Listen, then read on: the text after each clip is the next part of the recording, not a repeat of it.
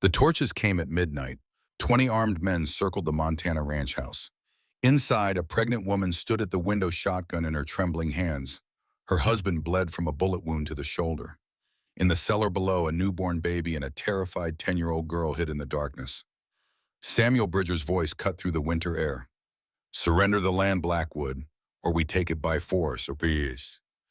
Grace Whitmore looked at the man she'd married 6 months earlier, the stranger whose newspaper advertisement had saved her from starvation, the widower who'd been alone for 2 years. "Together," she whispered. He nodded once. "Together." But this moment, this siege, this final stand, had begun 6 months earlier, when a desperate man placed an advertisement, and an even more desperate woman answered it. This is their story. Before we begin, if you enjoy stories of courage, redemption, and unlikely love, please hit that like button and subscribe. And drop a comment telling us where you're watching from. Your support means everything. Now let's go back to where it all started. 6 months earlier, August 1885. The torches came at midnight. Ethan Blackwood stood at the window of his Montana ranch house, Winchester rifle cold against his shoulder, watching 20 riders circle his home like wolves around wounded prey. Their torches turned the snow-covered valley into a hellscape of orange light and black shadow. At his side, a woman he'd known for only 6 months gripped a shotgun with hands that didn't shake. Samuel Bridger's voice cut through the winter air, sharp and certain. "Blackwood, surrender the land, or we take it by force." Ethan's finger rested on the trigger. His shoulder throbbed where a bullet had torn through muscle 2 hours earlier. Blood had soaked through the bandage Grace had tied with steady hands, while their makeshift family huddled in the root cellar below. "Try it," Ethan called back into the darkness. The woman beside him shifted her weight. Grace, his mail-order bride, his wife. The woman who'd answered his desperate advertisement and walked into his life carrying nothing but a carpet bag and a stubborn refusal to be anything less than exactly who she was. She met his eyes in the firelight. No fear there. Just the same iron will that had carried her through 7 rejections, 6 towns, and 1,000 small deaths of dignity before she'd stepped off that stagecoach into the Montana dust. "Together," she said quietly. Ethan nodded once. Together. But this moment, this siege, this final stand against the greed that had been circling his ranch for 2 years, it had all begun 6 months earlier. When he'd been alone, when he'd been dying in every way that mattered except the physical, when he'd made the most desperate decision of his life, when he'd decided to find a wife. 6 months earlier, August 1885. The house was clean. It was always clean. Ethan made sure of that. Every surface wiped, every dish washed and put away, every boot lined up by the door with military precision. The kind of order a man builds when order is all that keeps the chaos at bay. He sat at the dining table built for 8 eating beans from a can. The table could seat his father, his brother, his wife, his daughter, and 3 guests if they squeezed in tight. Instead, it held 1 man, 1 tin plate, 1 fork.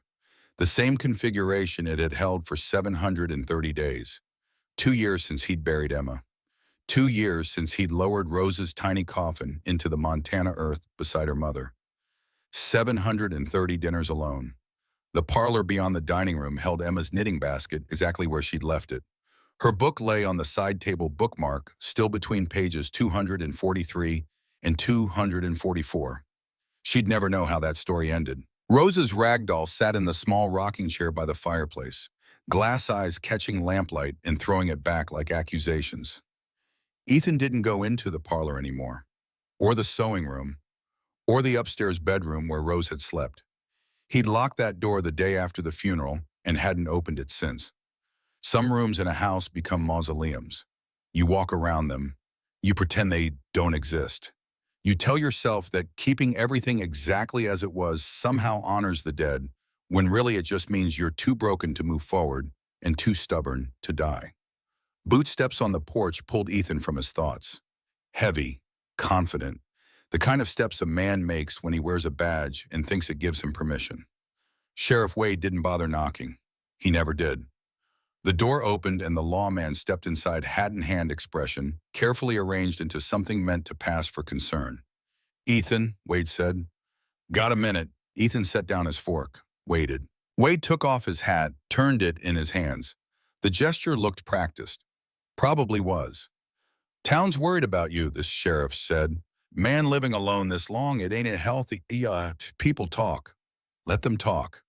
They're saying things, Ethan, saying a man who keeps to himself, who won't come to church, who won't socialize, might be unstable. Dangerous even." Ethan's hands flattened on the table. "That's so. I'm just the messenger here, but facts are facts. You got a lot of land. Your family built this ranch over 3 generations. Some folks think maybe all that property in the hands of a man who might not be thinking clear, well, that's a concern." The real message landed like a fist to the gut. This wasn't about Ethan's mental state. This was about his land, about people who wanted what he had and needed an excuse to take it. "What do you suggest, Sheriff?" Wade's expression shifted into something that might have been relief. Like he'd been worried this conversation would go differently. "Get yourself a wife. Settle down again. Show the town you're stable, normal. A married man with a household to run, nobody's gonna question that." Ethan studied the lawman's face, saw the calculation there. The sheriff worked for someone. Probably Samuel Bridger, the land baron who'd been buying up the valley piece by piece, squeezing out families who couldn't pay his inflated prices or his compounding debts. That legal advice, Sheriff, or just friendly suggestion? Friendly. For now. Wade put his hat back on. "Think about it, Ethan. Town wants to see you doing well. We all do." He left the same way he'd come. No goodbye. Just the click of the door and the fade of bootsteps on wood. Ethan sat alone in the silence. A wife. The suggestion was absurd. He'd had a wife. She was buried on the ridge overlooking the valley next to the daughter she'd died grieving. The idea of replacing Emma, of bringing another woman into this house, into the bed they'd shared, into the life they'd built together, it felt like betrayal of the deepest kind. But the alternative was losing everything. Letting Bridger and his hired law take the ranch his grandfather had founded, his father had expanded, his brother had died protecting. Letting 3 generations of Blackwood blood and sweat and sacrifice be stripped away by men who saw land as nothing more than money waiting to be counted. Ethan stood, walked to the desk in the corner where his father used to keep the ranch books, found paper and pen. His handwriting came out rough, angular, the script of a man more comfortable with reins than words. Wanted practical woman for contractual marriage. Remote ranch, Bitterroot Valley, room board legal protection guaranteed. No romantic expectations. Inquire of Blackwood General Delivery. Stevensville. He read it twice. The words looked stark on the page. Honest, at least. No promises of love or companionship. Just the transaction it was. Safety and shelter in exchange for the appearance of respectability. A business arrangement between 2 people who needed something from each other and were willing to be practical about getting it. Ethan folded the paper. Tomorrow he'd ride to town, pay for the advertisement to run in the Helena newspaper. Maybe nobody would answer. Maybe this was a fool's errand from the start. He poured himself 2 fingers of whiskey, sat back down at the table, and wondered what kind of woman would be desperate enough to answer an advertisement like that. In Helena, Grace Whitmore sat on the edge of a boarding house bed that wasn't hers anymore, staring at $3.50 in coins, everything she owned in the world. The landlady had made that clear 2 hours ago when she'd knocked on the door and told Grace her week was up, and if she couldn't pay for another, she needed to be gone by morning. 7 jobs in 6 years, 7 times hired, 7 times let go. The reasons varied, but the truth underneath stayed constant. Her size made customers uncomfortable. Her appearance was bad for business. She was too much of a distraction. She didn't fit the image the establishment wanted to project. Nobody ever said the words outright. They didn't have to. Grace had learned to read the careful language, the apologetic expressions, the polite lies that all meant the same thing. "You're too fat. Nobody wants to look at you. Please leave." She'd tried. God knows she'd tried. Eaten less, worked harder, made herself as small and invisible as a woman her size could manage. But you can't shrink yourself out of existence. You can't apologize your way into being someone else. Eventually you run out of towns and jobs and people willing to give you one more chance. Grace stood, packed her few belongings into the carpet bag she'd been carrying since Kansas. 2 dresses, both dark, both practical. Undergarments she'd mended so many times the original fabric was hard to find. A hairbrush, a tintype of her mother taken before the fever that had killed her when Grace was 12. One book because even when you're choosing between food and comfort, some kinds of sustenance matter more than hunger. On the corner of the washstand, someone had left yesterday's newspaper. Grace picked it up, planning to use it to wrap her mother's picture for safekeeping. A small advertisement in the back caught her eye. Mail order bride wanted. Practical woman. Remote ranch. No romantic expectations. Grace read it 3 times. Her first thought was that this was exactly the kind of advertisement a desperate woman answered when she had no other options. Her second thought was that she was exactly that desperate. Her third thought was that at least this man was being honest about what he wanted. No romance, just practicality. A transaction between two people who needed each other for reasons that had nothing to do with affection or attraction or any of the lies people told themselves about marriage. Grace found paper and pencil, wrote in the careful script her mother had taught her. Mr. Blackwood, I am 29 years old, healthy, literate, and skilled in cooking and household management. I am fat and plain. If this is not an obstacle, I am willing to come to Montana at your earliest convenience. G. Whitmore. She addressed it to the general delivery in Stevensville. Used 10 of her precious cents for postage. Walked to the post office and sent it before she could change her mind. 2 weeks later, a reply came. Just 3 sentences. Come immediately. Money for stagecoach enclosed. E. Blackwood. Grace counted the bills. Exact fare from Helena to Stevensville plus $5 extra. Not generous but fair. Enough. She boarded the stage 3 days later with her carpet bag and her last few coins, in a strange sense that she was either making the best decision of her life or walking into something that would break what little of her was left to break. The journey took 2 days. Hot, dusty, cramped days beside a chatty widow who wanted to know all about Grace's plans and seemed determined to warn her against them. Ethan Blackwood, the woman said, eyes wide. Honey, that man buried his heart with his wife. You're walking into a mausoleum, not a marriage. Grace thanked her for the concern and said nothing more. What was there to say? She knew what she was walking into. A man who needed a wife in name only. A house that would give her shelter. An arrangement that would keep her from starving in the streets of Helena. That was enough. It had to be. The stage dropped her in front of the general store in Stevensville on an August afternoon so hot the air shimmered. The driver unloaded her trunk without ceremony, collected his fare, and drove off before Grace had fully caught her breath. She stood in the dust carpet bag at her feet and looked around at the town that might become her home. Stevensville wasn't much. A main street, some buildings, mountains in the distance holding snow despite the summer heat. The kind of place where everyone knew everyone and strangers got stared at until they either became familiar or left. Grace was very familiar with being stared at. According to the directions in Blackwood's letter, the ranch was 2 miles north. She picked up her bag. It wasn't heavy. Everything she owned fit into one piece of luggage. Started walking. The road wound through sagebrush and dry grass following a creek bed that looked like it hadn't seen water since spring. The sun beat down on her dark dress. Sweat traced lines down her spine. Her boots, already worn thin at the heels, raised small clouds of dust with every step.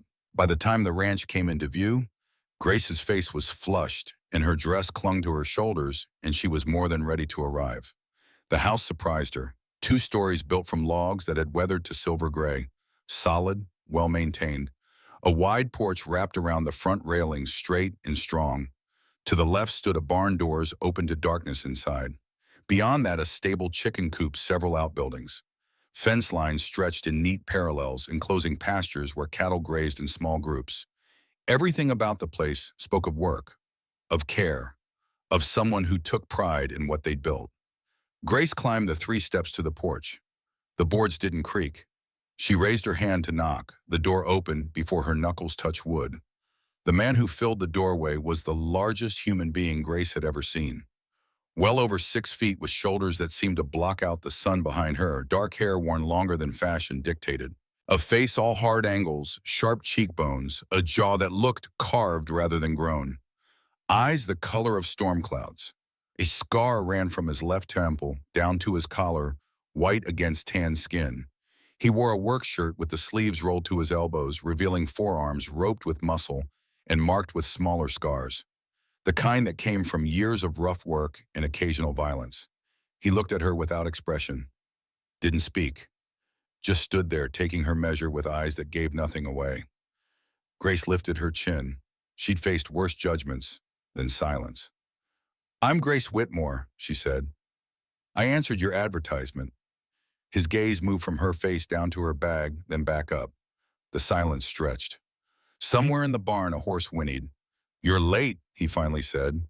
His voice was deep, rough-edged, the kind that came from disuse. "The stage broke an axle outside of Bannock. We lost a day." He studied her another long moment. Grace felt the assessment like a physical thing. She knew what he was seeing. A woman too large for fashion, too plain for notice, with work-worn hands and a face that had never turned heads. She'd stopped apologizing for her appearance years ago. "You cook?" he asked. "Yes." "Clean, yes." "Follow instructions." "Depends on the instructions." Something flickered in his expression. Surprise, maybe? Or irritation? Hard to tell. He stepped back, opening the door wider. Inside. Grace picked up her bag and crossed the threshold. The interior was cooler, shaded by the porch and thick walls. The front room held exactly what she'd glimpsed through the window. Furniture built for function. A fireplace with ashes swept clean. Shelves that held books and nothing else. Everything was spotless. No dust on the mantel. No dirt tracked across the floorboards. No clutter anywhere. He moved past her, favoring his left leg slightly, and headed toward the back of the house. Grace followed. They passed through a dining area with a table that could seat 8, though only one end showed signs of use. The kitchen beyond was larger than any she'd worked in. Cast iron stove taking up most of one wall. Dry sink with a pump handle. Shelves lined with dishes and pots. A work table in the center. "You'll cook breakfast before dawn," he said, not looking at her. "Dinner at noon, supper at dusk, dishes after each meal, floors swept daily, mopped weekly, laundry Mondays, mending as needed, bread twice weekly. You'll tend the kitchen garden and the chickens." He stopped, turned to face her. "Questions, wages." That flicker again in his expression. Definitely surprised at this time. "Room and board," he said. "If you're expecting the coin, you came to the wrong place." Grace had suspected as much. Men who paid fair wages said so in their advertisements. "And if I choose to leave," he nodded toward the front of the house. "Doors there, same way you came in." The hawk was still crying somewhere outside. The sound drifted through the open window, lonely and sharp. "I'll stay," Grace said. He studied her another moment, then crossed to a door beside the stove and opened it. "Your room." The space beyond was small but private. A narrow bed with a quilt, a washstand, a single window that looked out toward the mountains. It was more than she'd had in the last 3 places she'd worked. "Supper's at dusk," he said. "You'll find what you need in the kitchen. I eat simple. Don't waste food." He turned to leave, the limp more pronounced now that he wasn't trying to hide it. "Mr. Blackwood," Grace said. He stopped, but didn't turn around. "Thank you." He said nothing, just walked away, his boots heavy on the floorboards. Grace set her bag on the bed and looked around the room that was now hers. The walls were bare logs, chinked tight against winter wind. The floor was clean. The quilt was old, but well-made, stitched in a pattern of blues and grays. Through the window, she could see the mountains and the endless sky. She'd been thanked out of 7 positions in 6 years. Too slow, too clumsy, too much trouble, too much space, too much food, too much everything. Each time she'd moved on to smaller towns, harder work, lower wages. Each time she'd told herself the next place would be different. She'd stopped believing that somewhere around her 25th birthday. But this wasn't like those other places. This was a transaction. She provided labor. He provided shelter. Neither of them pretending it was anything more. Grace unpacked her bag, 2 dresses, undergarments, hairbrush, her mother's picture, the book. She set these items in their places, then went to explore the kitchen properly. The shelves were organized with military precision, flour, sugar, salt, cornmeal, all in labeled tins. Spices she recognized, and some she didn't. Dried beans, rice, coffee. In the cold room off the kitchen, she found smoked meat, a wheel of cheese, eggs, buttermilk. More than she'd expected, enough to work with. She found an apron hanging on a hook and tied it around her waist. Then she set to work. By dusk, she'd made a simple meal: pan-fried steak potatoes roasted with onions, biscuits, coffee. She set the table at the one end that showed Ware putting out two plates on instinct, then hesitated. He might not want her eating with him. Most didn't. She was standing there uncertain when his boots sounded on the porch. He came in through the front door, stopping to remove his hat and hang it on a peg. He'd washed. She could see water still dark on his shirt collar. His hair was pushed back from his face. The scar caught the lamplight. His eyes went to the table, to the two plates. "I wasn't sure," Grace started. "It's fine." He moved to the table and sat in what was clearly his usual spot. "Sit." She sat across from him, hands folded in her lap. He served himself without ceremony. Large portions, efficient movements. Then he began to eat. Grace watched for a moment, then filled her own plate with smaller amounts. They ate in silence. He didn't look at her, didn't speak, just methodically worked through his meal. The only sounds were utensils on plates and the occasional crack from the stove as the fire settled. The food was good. Grace knew that much. She'd learned to cook from her mother, then refined the skill through years of necessity. Simple ingredients, properly prepared. The steak was tender, the potatoes crisp at the edges, the biscuits light. When he'd finished, he stood, carried his plate to the sink, and walked out the back door without a word. Grace sat alone at the table for a long moment. Then she cleared the dishes and began to wash. The pump handle was stiff but functional. She heated water on the stove, added soap shavings from a block, scrubbed each plate and pot until they gleamed in the lamplight. She dried everything and returned it to its proper place on the shelves. Swept the floor, wiped down the work table, banked the fire in the stove for the night. When everything was clean, she stepped out onto the back porch. The sky had deepened to purple. The first stars were appearing. The air had cooled quickly the way it did in high country. She could smell sage and grass and something else. Pine maybe from the mountains.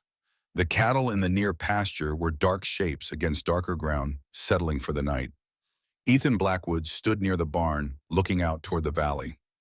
Just a silhouette from this distance, tall and still, as much a part of the landscape as the fence posts. Grace went back inside.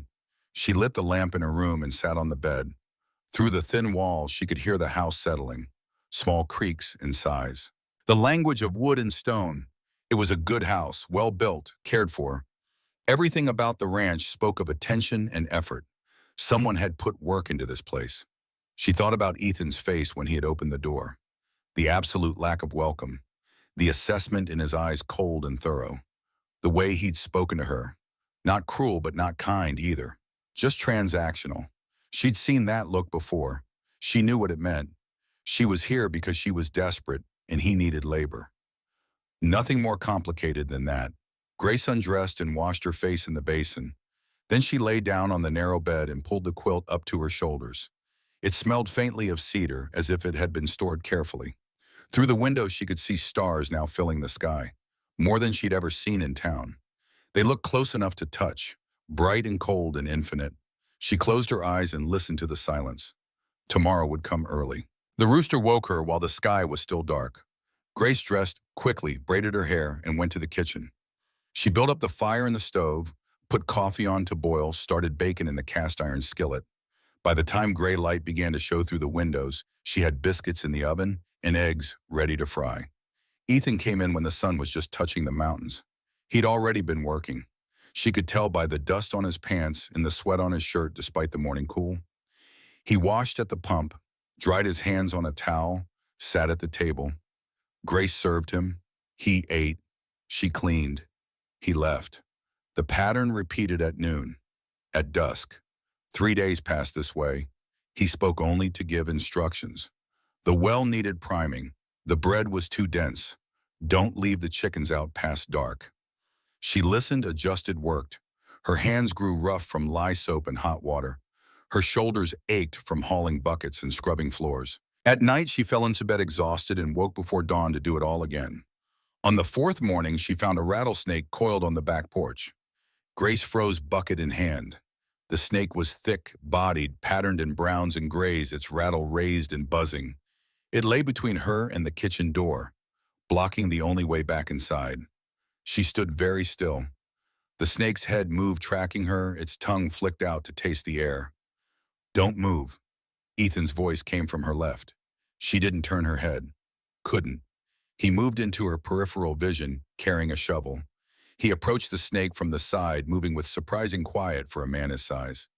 The snake's rattle increased in tempo. In one smooth motion, Ethan brought the shovel down. The blade caught the snake just behind the head, pinning it to the boards. The body thrashed. Ethan pressed harder, then reached down and grabbed it behind the skull. He lifted it, walked to the edge of the porch, and flung it out into the scrub. The body landed 20 feet away and went still. They come up from the rocks when it's hot, he said, examining the porch boards where the snake had been. Check before you step out. He went back inside, leaving Grace standing with her bucket, heart still hammering. That evening after supper, he spoke more than usual. There's a root cellar needs cleaning tomorrow. Grace nodded. It hasn't been touched in 2 years. You'll find things down there, but He paused. Leave them where they are. She looked at him. His face was carefully blank, but something in his voice had changed. A warning maybe, or a request. Yes, sir, she said. The root cellar was accessed through a door in the kitchen floor. Grace pulled it open the next morning after breakfast and looked down into darkness. Stone steps led down rough cut and steep. Cool air rose from below, carrying the smell of earth and something else, something old and undisturbed. She lit a lamp and descended. The cellar was larger than she'd expected, extending under most of the house. Shelves lined the walls, some holding preserves in dusty jars, others empty. Barrels stood in one corner. A work table sat against the far wall, its surface bare except for a layer of dust so thick it looked like felt. But it was the other things that made her stop.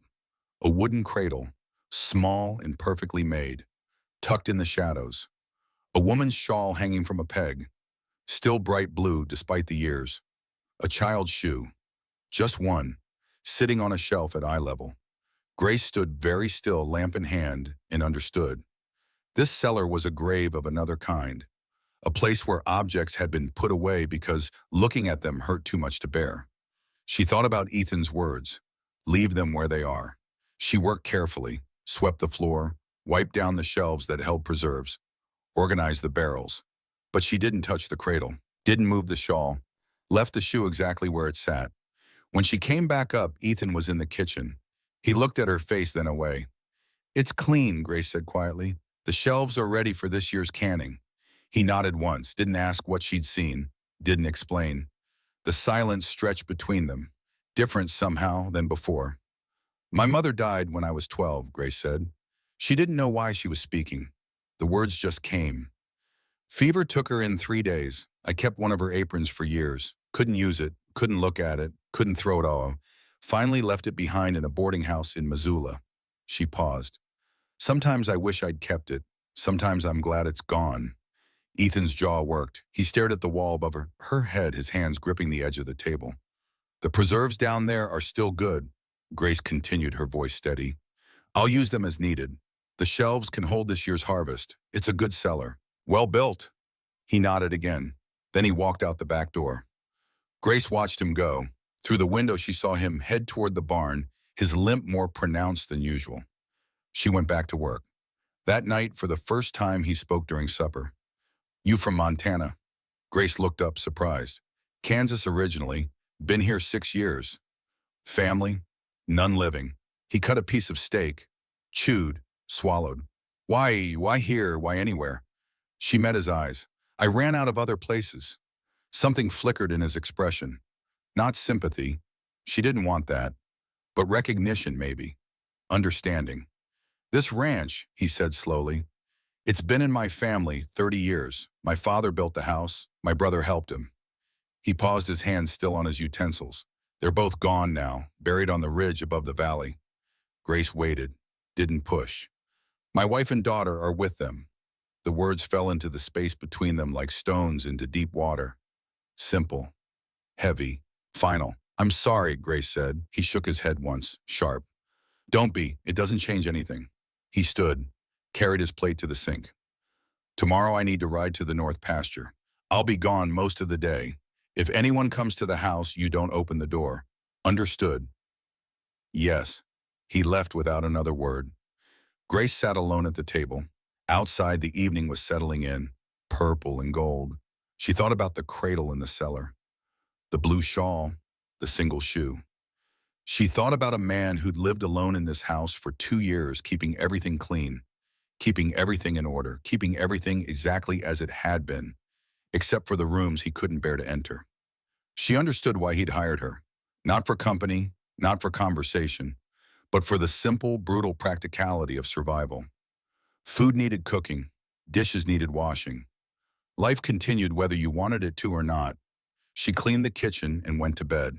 The next morning, Ethan left before dawn. Grace heard his horse in the yard, the creak of leather, the soft thud of hooves fading into distance. Then silence. She went about her work, fed the chickens, gathered eggs, started bread dough. The house felt different with him gone. Larger, emptier, as if his presence, silent as it was, filled more space than just his physical size. Around mid-morning, she heard horses. Grace wiped her hands on her apron and moved to the front window. 3 riders were approaching the house coming up the road from town. Even from a distance, she could tell they'd been drinking. They sat their horses poorly swaying, passing a bottle between them. She stepped back from the window and locked the front door. Then she moved to the kitchen and locked the back door as well. The riders came into the yard. Their voices carried through the walls, loud, ugly, slurred. Blackwood, come out here. Grace stood in the center of the kitchen, hands clasped at her waist. Her heartbeat was steady. She'd been afraid before. This was just another flavor of it. We know you hired some fat cow, send her out. Let us get a look. Laughter, crude and mean. Something hit the porch, a bottle maybe, shattering against wood. Grace walked to the window and looked out. The 3 men had dismounted. They stood in the yard, bottle passing between them, faces red with drink and sun. The one in front was younger than the others, maybe 25. Yellow hair and a weak chin. The other 2 were older, harder looking. The young one stumbled toward the porch. Come on out, darling. Be friendly. He put his boot on the first step. Grace went to the kitchen and took the shotgun down from where it hung above the door. Ethan had said not to open the door. He hadn't said anything about defending the house. She checked the load, both barrels full, walked to the front door, unlocked it, opened it wide. The young man froze on the steps. Behind him, his companions stopped mid-laugh. Grace stood in the doorway, shotgun held low but ready, looked at them without expression. You're on private land, she said. Her voice was calm, steady. You need to leave. The young one recovered first. His face split into a grin. Well, hell, boys, look at this. The cow's got teeth. Leave, Grace repeated. Now. Or what? He climbed another step. You going to shoot us? If necessary. He laughed. You know what Blackwood pays you? Nothing. You know what you're worth? Nothing. You're here because nobody else would have you, and he's too cheap to hire real help. The words were designed to wound. Grace had heard worse. Last warning, she said. The young man's grin faded. His eyes went hard. I think you're alone in there. I think Blackwood's gone and left you by yourself, and I think you're scared. He climbed the last step onto the porch. Grace raised the shotgun and pointed it at his chest. The yard went silent. Even the horses stopped moving. I'm not scared, Grace said quietly. I'm giving you a chance to ride away. You can take it or leave it. But if you come through this door, you won't walk back out. The young man stared at her. His face had gone white, but his pride held him in place. One of the older men spoke up. Tommy, get back here. She's bluffing, Tommy said, but he didn't move forward. Maybe, the older man said. You willing to bet on it? The silence stretched. Grace kept the shotgun level, her arms steady. She could feel sweat between her shoulder blades, but her hands didn't shake. Finally, Tommy stepped back, then another step. Then he turned and stumbled off the porch. You tell Blackwood, he said, his voice shaking with anger and humiliation. You tell him we're not done. They mounted up and rode out faster than they had arrived, raising dust. Grace stood on the porch until they disappeared. Then she went back inside, locked the door, and returned the shotgun to its place. Her hands were trembling now, but she made herself move through the rest of the day's work, finished the bread, cleaned the floors, tended the garden. When Ethan returned at dusk, she had supper waiting. He came in dusty and tired, washed at the pump, sat at the table, served himself, started eating. Grace sat across from him. 3 men came by today, she said. Drunk, they wanted you. His hand stopped.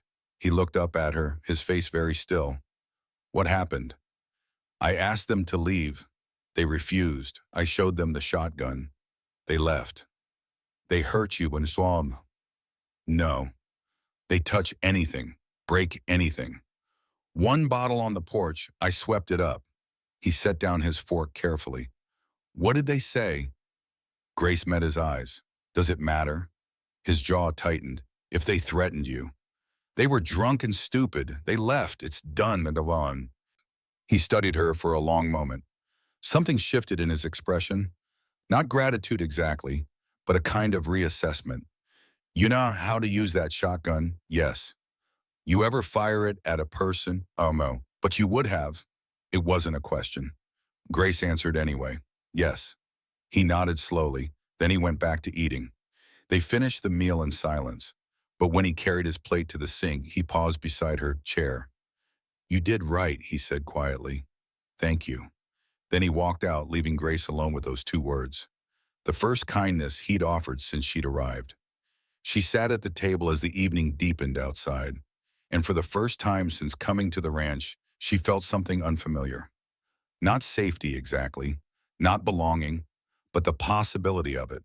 The smallest crack in the door. A week passed. Then another. The ranch settled into rhythm. Work and silence punctuated by brief exchanges at meals. Ethan was gone most days, riding fence lines, checking cattle, doing the 100 tasks that kept a ranch running. Grace attended the house and garden, cooked and cleaned, found her own rhythm in the labor. The heat of August gave way to September cool. The cottonwoods along the creek began to turn yellow. At night, frost touched the grass. Ethan began to speak more during supper. Not conversation exactly, but information. Where he'd been that day, what work was coming. Weather predictions based on signs Grace was learning to read. The behavior of cattle, the flight of birds, the smell of the wind. One evening he asked about her cooking, where she'd learned it. My mother, Grace said. She worked in a hotel kitchen in Topeka. I grew up there learning alongside her. She teach you reading too? Yes, and figures. She said a woman who could cook, read, and count would never starve. She was right. Grace thought of her mother's grave, unmarked in a pauper's field somewhere in Kansas. She was right about a lot of things. That night, Ethan brought a box from his room and set it on the kitchen table. Inside were books, maybe 20 of them, their spines worn from use. You're welcome to read these, he said. Just put them back when you're finished. Grace ran her fingers over the titles. Scott, Cooper, Dickens, Shakespeare. Poetry she didn't recognize. Thank you. He nodded and left her there. Grace chose one, Ivanhoe, took it to her room, read by lamplight until her eyes grew heavy, then marked her place and slept with the book on the small table beside her bed. The days grew shorter.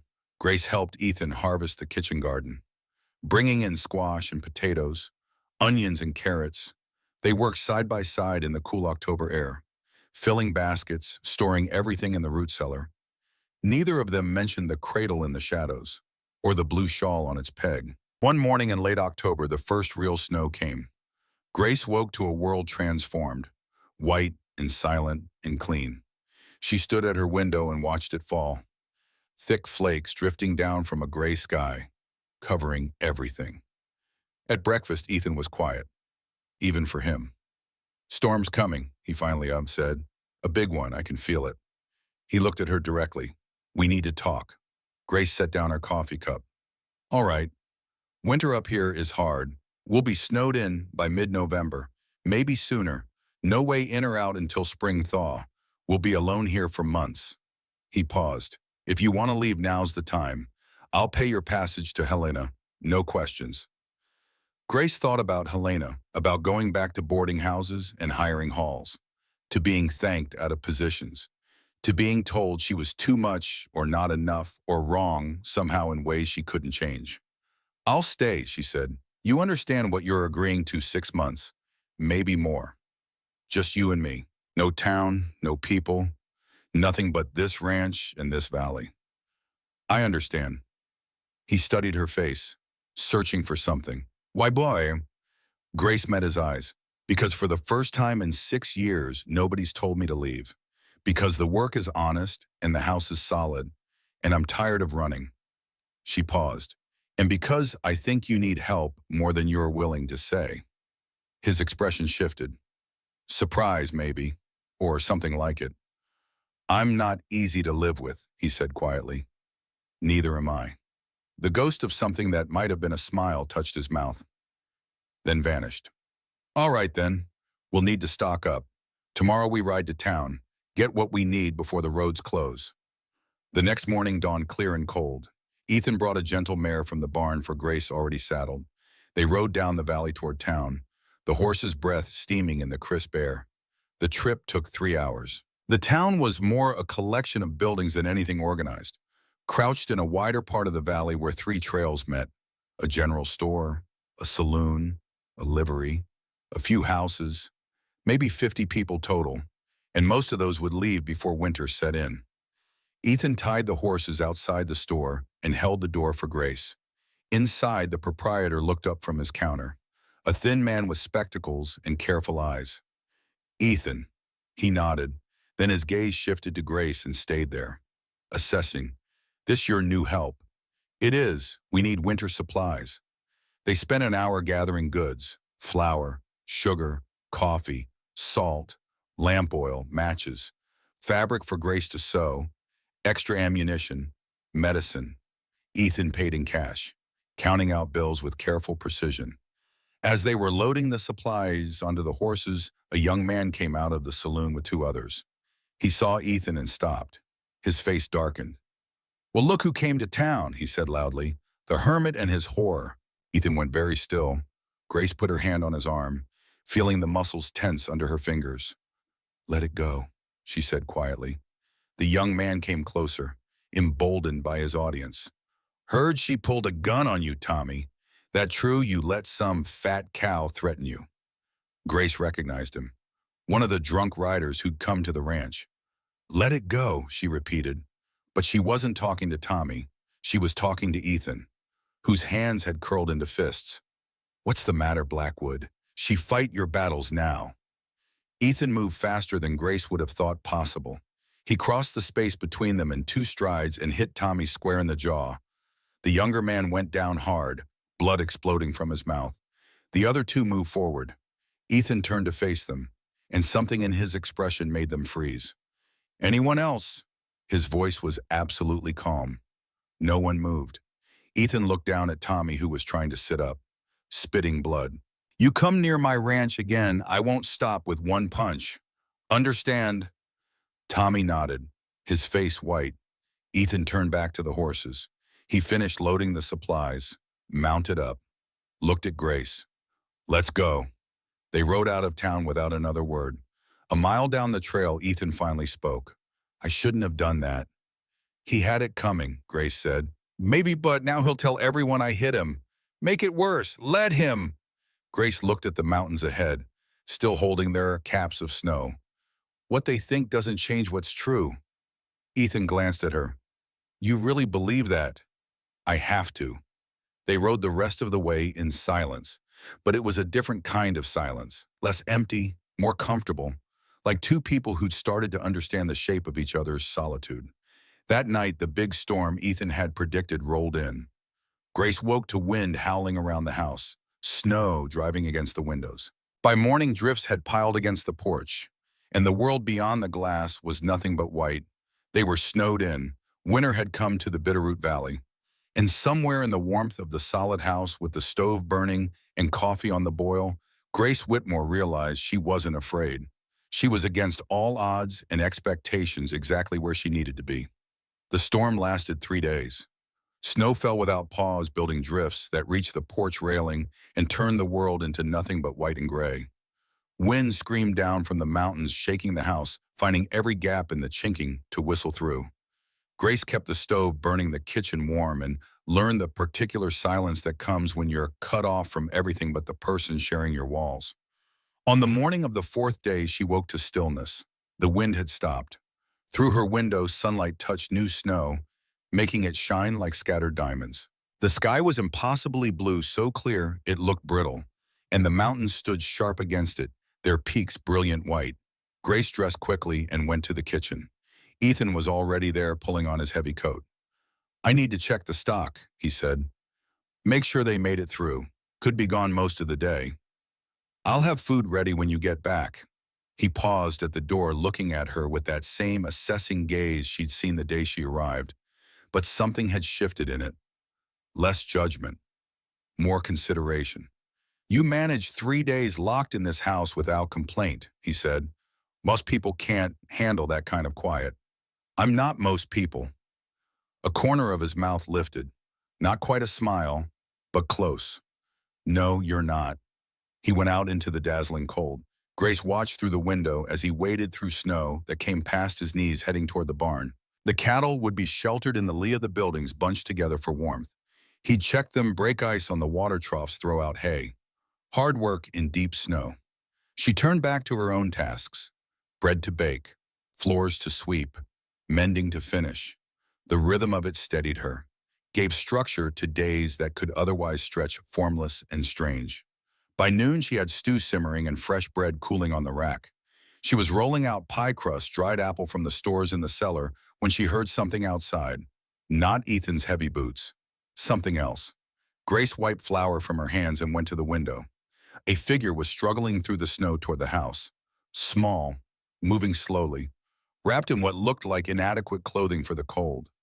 As it came closer, Grace saw it was a child, a girl maybe 10 years old, her coat too thin and her boots wrong for the deep drifts. Grace ran to the door and yanked it open. Cold air rushed in, stealing her breath. "Help!" the girl called out.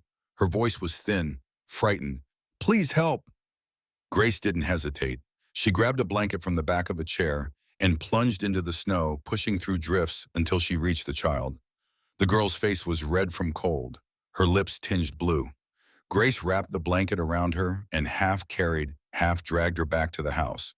Inside, she set the child near the stove and began pulling off wet clothing. The girl was shaking so hard she couldn't speak, her teeth chattering violently. "It's all right," Grace said, keeping her voice calm and steady. "You're safe now. Let's get you warm." She wrapped the girl in dry blankets, poured hot coffee into a cup with plenty of sugar, held it to her lips until she could drink. Slowly, color began to return to the small face. The shaking eased. "What's your name?" Grace asked gently. "Annie." The girl's voice was barely a whisper. "Annie Fletcher." "Where did you come from, Annie?" "The homestead, 3 miles east." Tears started down her face. "My ma is sick, real sick. She's burning up and she won't wake up proper. And my pa went for the doctor 4 days ago and he hasn't come back. And I didn't know what else to do." Grace's mind raced. 4 days ago, before the storm. If the father had left, then he'd have been caught in it. And if the mother was alone with fever for 4 days. "You walked 3 miles in this snow." Annie nodded, crying harder now. "I tried to take care of her like she told me, but she just gets hotter and hotter. And she says things that don't make sense. And this morning she didn't know who I was." Grace pulled the child close, feeling the small body shake with sobs and exhaustion. "You did exactly right. You were very brave." She held Annie until the crying eased, then pulled back to look at her. "Mr. Blackwood will be back soon. He'll know what to do."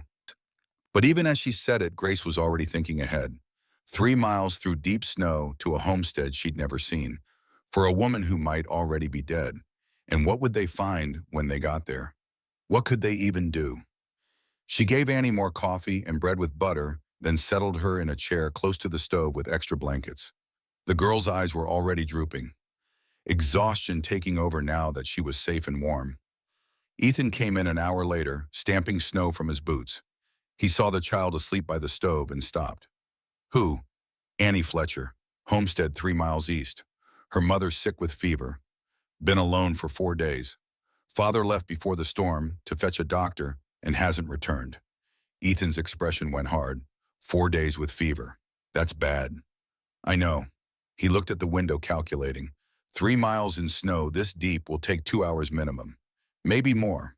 Then 2 hours back if we can move the woman. Longer if we can't. He met Grace's eyes. "It'll be dark before we make it home." "I know that too."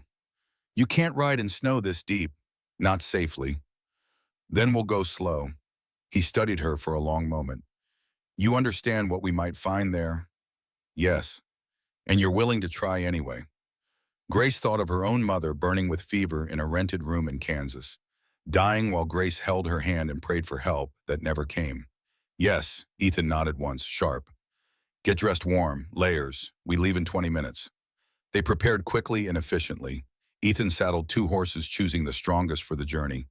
Grace packed supplies, medicine from the cabinet, clean cloths, whiskey for fever, blankets. She left food out for Annie with instructions to stay inside and keep the fire going.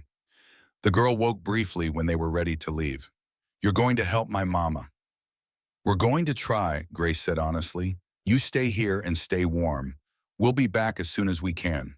They rode out into the brilliant afternoon, the sun already starting its slide toward the western peaks. The world was transformed by snow, familiar landmarks buried, fences invisible, the trail completely erased. Ethan led his horse breaking path through drifts, Grace following in the track. It was hard going. The horses struggled, their breath coming in great plumes of steam. Grace's face went numb despite the scarf wrapped around it, and her hands ached even inside thick gloves. But they kept moving, steady and determined, following Ethan's instinct for direction in a landscape that all looked the same. 2 hours became 3. The sun dropped lower, turning the snow pink and gold, then purple. Just when Grace was starting to worry they'd missed the homestead entirely, Ethan pointed ahead. A soddy, half buried in a drift, smoke barely visible from its chimney, one window showing dim light. They dismounted and tied the horses. Then Ethan pushed through to the door and knocked hard. No answer. He tried the latch, unlocked, and pushed inside. The smell hit them immediately. Sickness, sweat, something burning. The interior was a single room, dim and close. A stove in one corner, nearly out. A table, 2 chairs, a bed. In the bed, a woman lay motionless, her face flushed dark red, her breathing rapid and shallow. Ethan crossed to her, immediately putting his hand on her forehead. Christ, she's burning up. Grace was already moving, building up the fire, heating water, unpacking supplies. She'd done this before with her mother. She knew the steps even if she couldn't change the outcome. How long has she been like this? Ethan asked, though the woman couldn't answer. He was checking her pulse, her breathing, looking for any signs of what illness had taken hold. 4 days, Annie said. Grace brought water to the bedside, began bathing the woman's face with a cool cloth. Maybe longer before that. She needs a doctor. The nearest doctor is in Helena, 2 days' ride in good weather. Grace met his eyes. We're what she has. They worked through the evening and into the night. Grace bathed the woman's face and arms, trying to bring down the fever. Ethan searched the soddy, found a store of herbs, made tea from ones he recognized. Willow bark for fever, mint for the stomach. They got some down the woman's throat, a few swallows at a time. The woman drifted in and out of awareness, sometimes calling for her daughter, sometimes for her husband, sometimes speaking words that made no sense. Her name was Helen. Ethan found from papers on the table. Helen Fletcher. And her husband was Thomas. Where do you think he is? Grace asked quietly, still bathing Helen's burning skin. Dead in a drift somewhere if he left before the storm. Ethan stood at the window looking out into darkness, or holed up somewhere waiting it out. Either way, he's not coming back tonight. They took turns through the long hours. One watching Helen, bathing her, trying to get water past her cracked lips. The other keeping the fire going. Checking the horses, preparing what food they could find in the soddy's meager stores. The night stretched on, dark and cold and uncertain. Sometime past midnight, Helen's fever broke. Her skin went from furnace hot to clammy cool in the space of an hour. Her breathing eased, her eyes opened and focused, actually seeing them for the first time. Where's Annie? Her voice was a rasp, barely audible. Safe, Grace said, immediately taking her hand. She's at our ranch, warm and fed. She's fine. Thomas? We don't know, but we'll find out. Right now you need to rest. Helen's eyes filled with tears. She walked 3 miles. My baby walked 3 miles in the snow. She's very brave and very smart. She knew to come for help. I told her. Helen's words slurred with exhaustion. I told her if anything happened to me, go to the big ranch, the one with the log house. I told her someone there would help. Grace glanced at Ethan, who stood in the shadows by the stove, his face unreadable. She found us, Grace said gently, and we're here now. Sleep. You need to heal. Helen's eyes closed. Within minutes, she was sleeping deeply, her breathing regular and strong. The worst had passed. Ethan spoke from the darkness. We can't move her. Not for days. Maybe longer. I know. Someone needs to stay with her, and someone needs to get back to Annie. Grace understood what he was saying. You go, I'll stay. Alone. I've been alone before. He came closer, his face emerging from shadow into lamplight. What if the husband comes back? Or someone else? Then I'll deal with it the same way I dealt with those men at the ranch. He studied her for a long moment. You're certain. Go take care of Annie. Bring her back here. She needs to see her mother's... All right. I'll stay and keep Helen stable. When you get back, we can decide what to do next. Ethan nodded slowly. I'll leave at first light. Be back by afternoon. They settled into an uneasy rest, taking turns watching Helen through what remained of the night. When dawn came gray and cold, Ethan prepared to leave. At the door, he paused. The shotgun's by the bed. You remember how to use it? Yes. Anyone gives you trouble. I know. He looked like he wanted to say something else, but instead he just nodded and went out into the snow. Grace watched from the window as he mounted his horse and started back toward the ranch. Following yesterday's trail, now partially drifted over. Then she was alone with a sick woman in a soddy at the edge of the world. She turned back to Helen, who was sleeping peacefully now, and got to work. The day passed slowly. Grace attended Helen, who woke periodically to drink water and broth made from dried meat and vegetables. Each time she woke, she was more alert, more present. The fever stayed down. Color began to return to her face. In the afternoon, Helen was awake long enough to talk. You're the woman at Blackwood's Ranch, she said. It wasn't a question. I am, Grace Whitmore. I've heard about you from town. Helen's eyes were sharp despite her weakness. They say terrible things. I know what they say. Are any of them true? Grace met her gaze steadily. I work for Ethan Blackwood. I keep his house and cook his meals. That's all. Whatever else people imagine is their own invention. Helen studied her face. You came 3 miles through snow to help a stranger. You sat up all night with someone you'd never met. You stayed alone in a place you don't know to help someone who can't repay you. She paused. That tells me more about your character than anything the town says. Something in Grace's chest loosened. Thank you. No, thank you. Helen's hand found hers. Annie is everything to me. If something had happened to her because I couldn't help myself. It didn't. She's safe because of you. They sat in silence for a while. The only sound, the crackle of the fire and the wind moving snow outside. Then Helen spoke again, quieter. Can I ask you something? Yes. Why do you stay at Blackwood's Ranch? I mean, everyone knows he's... She trailed off, searching for words. Difficult, Grace replied. Hard to live with, dangerous even. Yes. Grace thought about the question. About the house with its clean floors and organized shelves. About the cradle in the cellar and the blue shawl.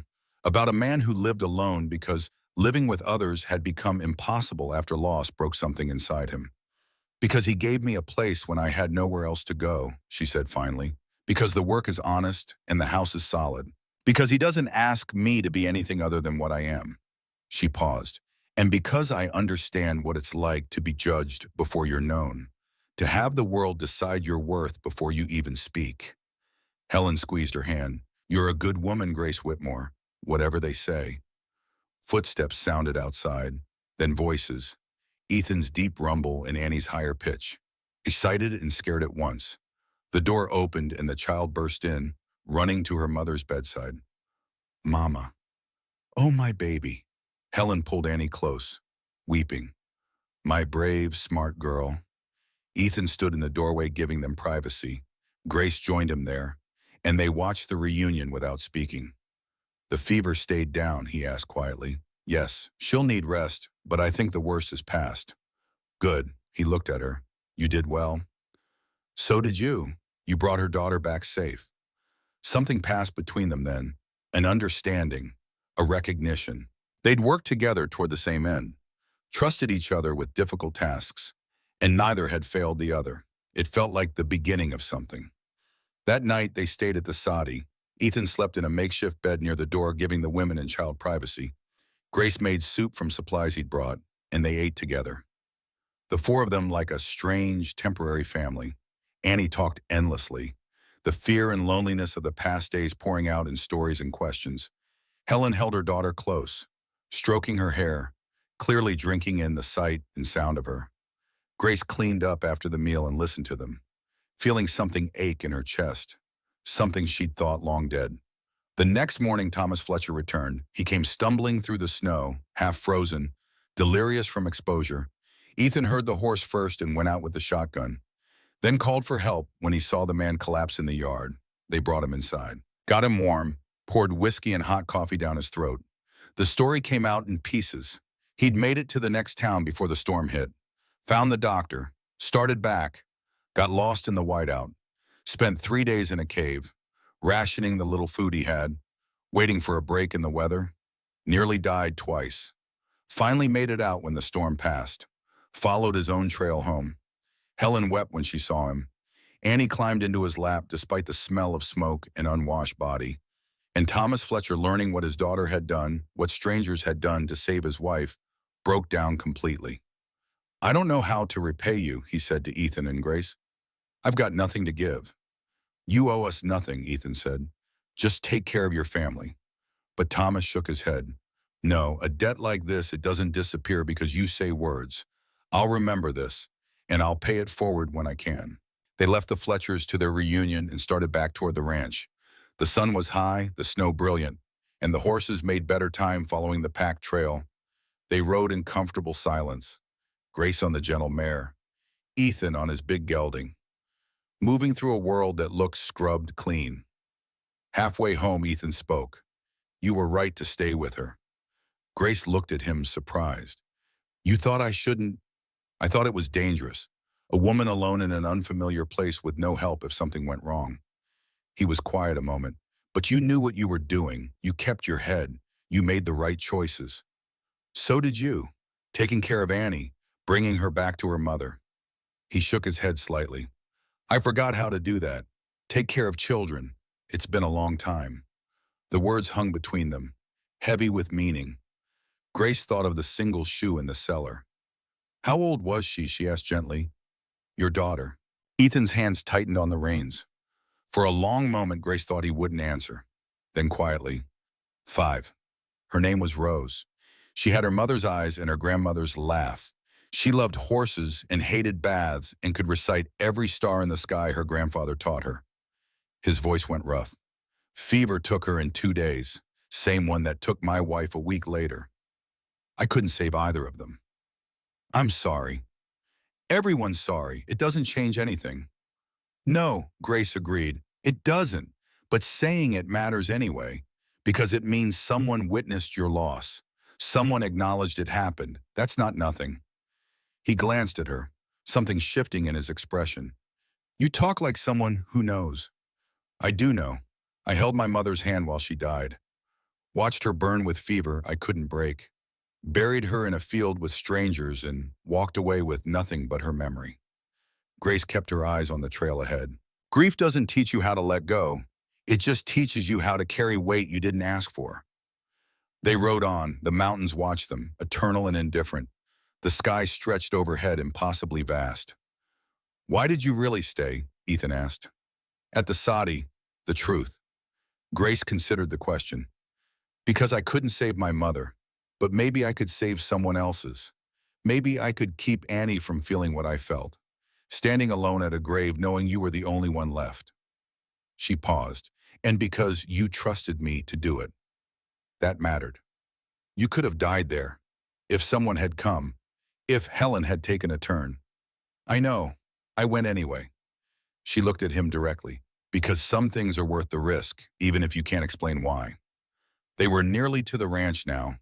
The log house came into view, solid and waiting, smoke rising from its chimney, home Grace thought. and realized with a start that she meant it. At the barn, they untacked the horses in silence. But it was different now. The silence felt less like walls and more like understanding. Like two people who'd been tested together and neither had broken. Inside, Ethan built up the fire while Grace started supper. They moved around each other easily now, familiar with the rhythms of the space, anticipating each other's movements. When the food was ready, they sat at the table together. "Those men," Ethan said abruptly, "the ones who came before, they'll come back." "I know. They think you're weak. They think I'm weak for keeping you here." He looked at her directly. "They're wrong on both counts, but they'll keep testing until they're satisfied." "Let them." "You say that now?" "I say it, and I mean it." Grace set down her fork. "I've been tested my whole life by people who thought my size defined my worth. By people who decided I was too much or not enough before they knew my name. I'm still here, still standing. They can come if they want. The answer will be the same." Ethan studied her, and for the first time since she'd met him, something like respect showed in his eyes. "All right then, we'll be ready." They finished the meal, cleaned the dishes. As Grace was hanging the dishcloth to dry, Ethan spoke from the doorway. "I meant what I said earlier. You did well with Helen, with Annie, with all of it." "So did you." He nodded, then almost reluctantly, "It's good not to be alone in this house." Before Grace could respond, he was gone, his footsteps heavy on the stairs as he went up to his room. She stood in the warm kitchen, listening to the house settle around her. Outside, night had fallen, and through the window she could see stars beginning to appear, brilliant in the clear, dark sky. She thought about Helen Fletcher holding her daughter, about Thomas Fletcher stumbling home through the snow, half dead but still moving, about Annie walking 3 miles to find help for her mother, about a man who'd lost everything learning to trust again. One small step at a time, and she thought about herself, about a woman the world had decided wasn't worth keeping, finding worth in the keeping itself, in the work of each day, in the steady rhythm of survival, in the small quiet victories of making it through. Grace turned down the lamp and went to her room. She undressed and lay in the narrow bed, pulling the blue-gray quilt up to her chin.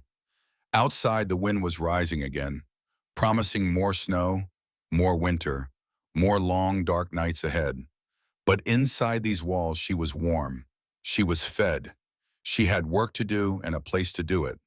For now, for tonight, that was enough. The snow that had promised itself in the rising wind arrived before dawn. Grace woke to the familiar sound of it against her window, that soft, persistent whisper that meant the world was being buried again. She dressed in the dark and went to the kitchen where Ethan already had coffee boiling on the stove. He looked up when she entered but didn't speak, just poured her a cup and set it on the table. They'd fallen into this morning ritual over the past weeks. Coffee before full light, silence that felt less like absence and more like companionship. Outside, the snow fell steadily, adding to drifts that already reached the windowsills. "How much you think we'll get?" Grace asked, wrapping her hands around the warm cup. "Enough to keep us here another week at least." Ethan stood at the window watching the white descent. "Maybe more. This is the kind that doesn't stop once it starts." Grace nodded and started breakfast. Bacon, eggs, biscuits. Simple food that stuck to the ribs and fought off cold. They ate together as the kitchen filled with gray light, not talking much, both lost in their own thoughts. It was Ethan who finally broke the silence. "I've been thinking about the Fletchers." "What about them?" "Thomas won't make it through winter. Not in that soddy." He traced a pattern in the condensation on his coffee cup. "It's not built for this kind of weather. The walls are too thin, the roof's already sagging from snow load. And with Helen still weak, Annie small." "You want to bring them here," Grace said. It wasn't a question. He looked at her, something defensive in his expression.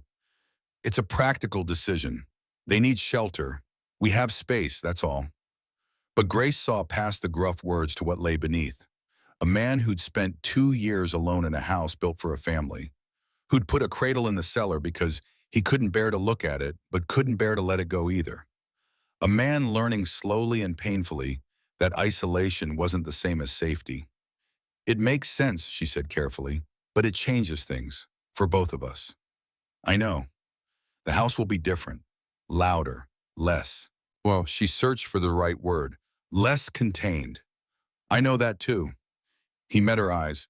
But I keep thinking about Rose, about what would have happened if someone had offered us shelter when we needed it most.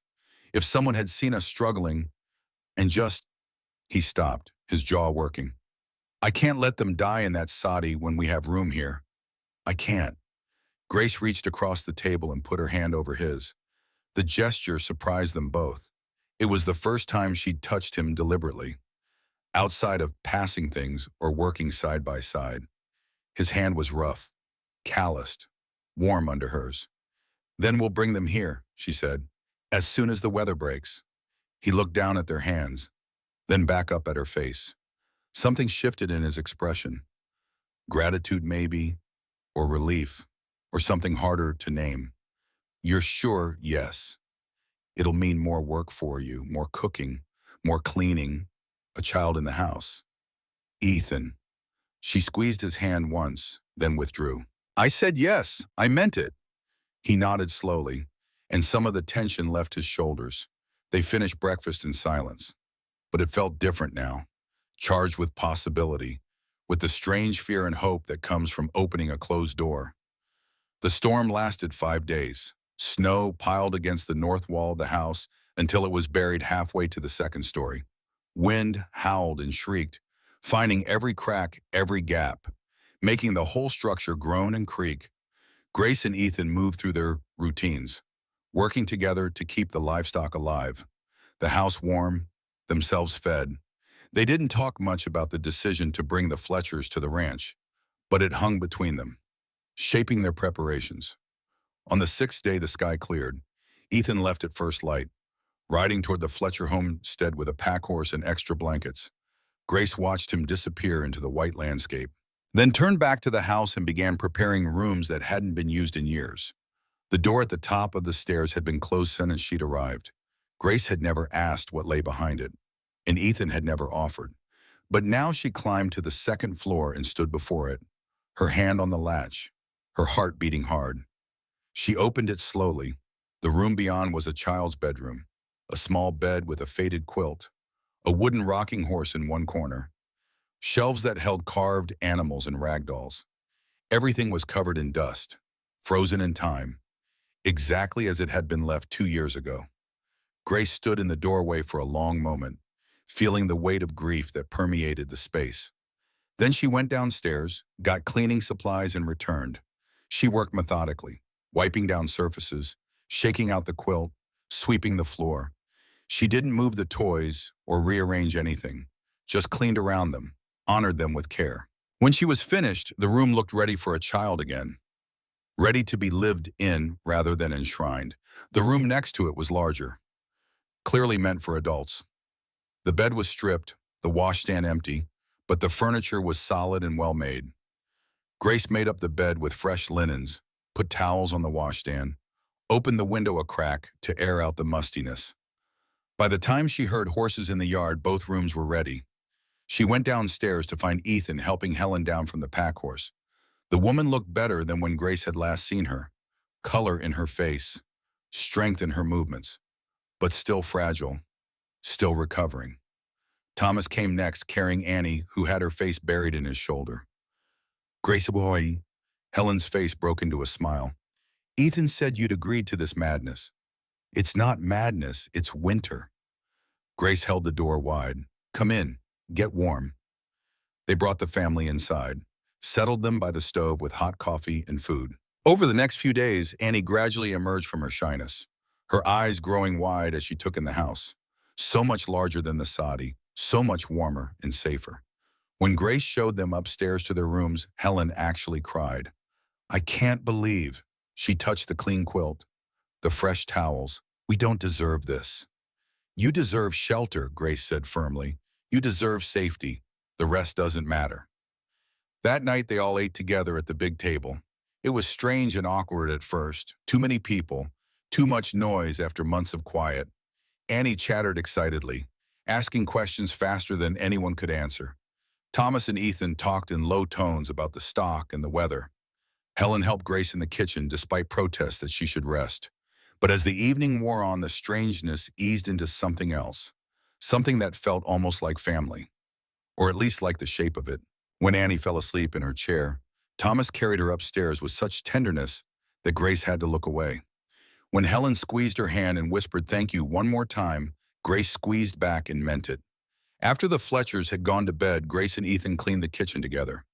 They moved in practiced rhythm now, anticipating each other's movements, working in comfortable silence. When everything was put away, Ethan spoke quietly.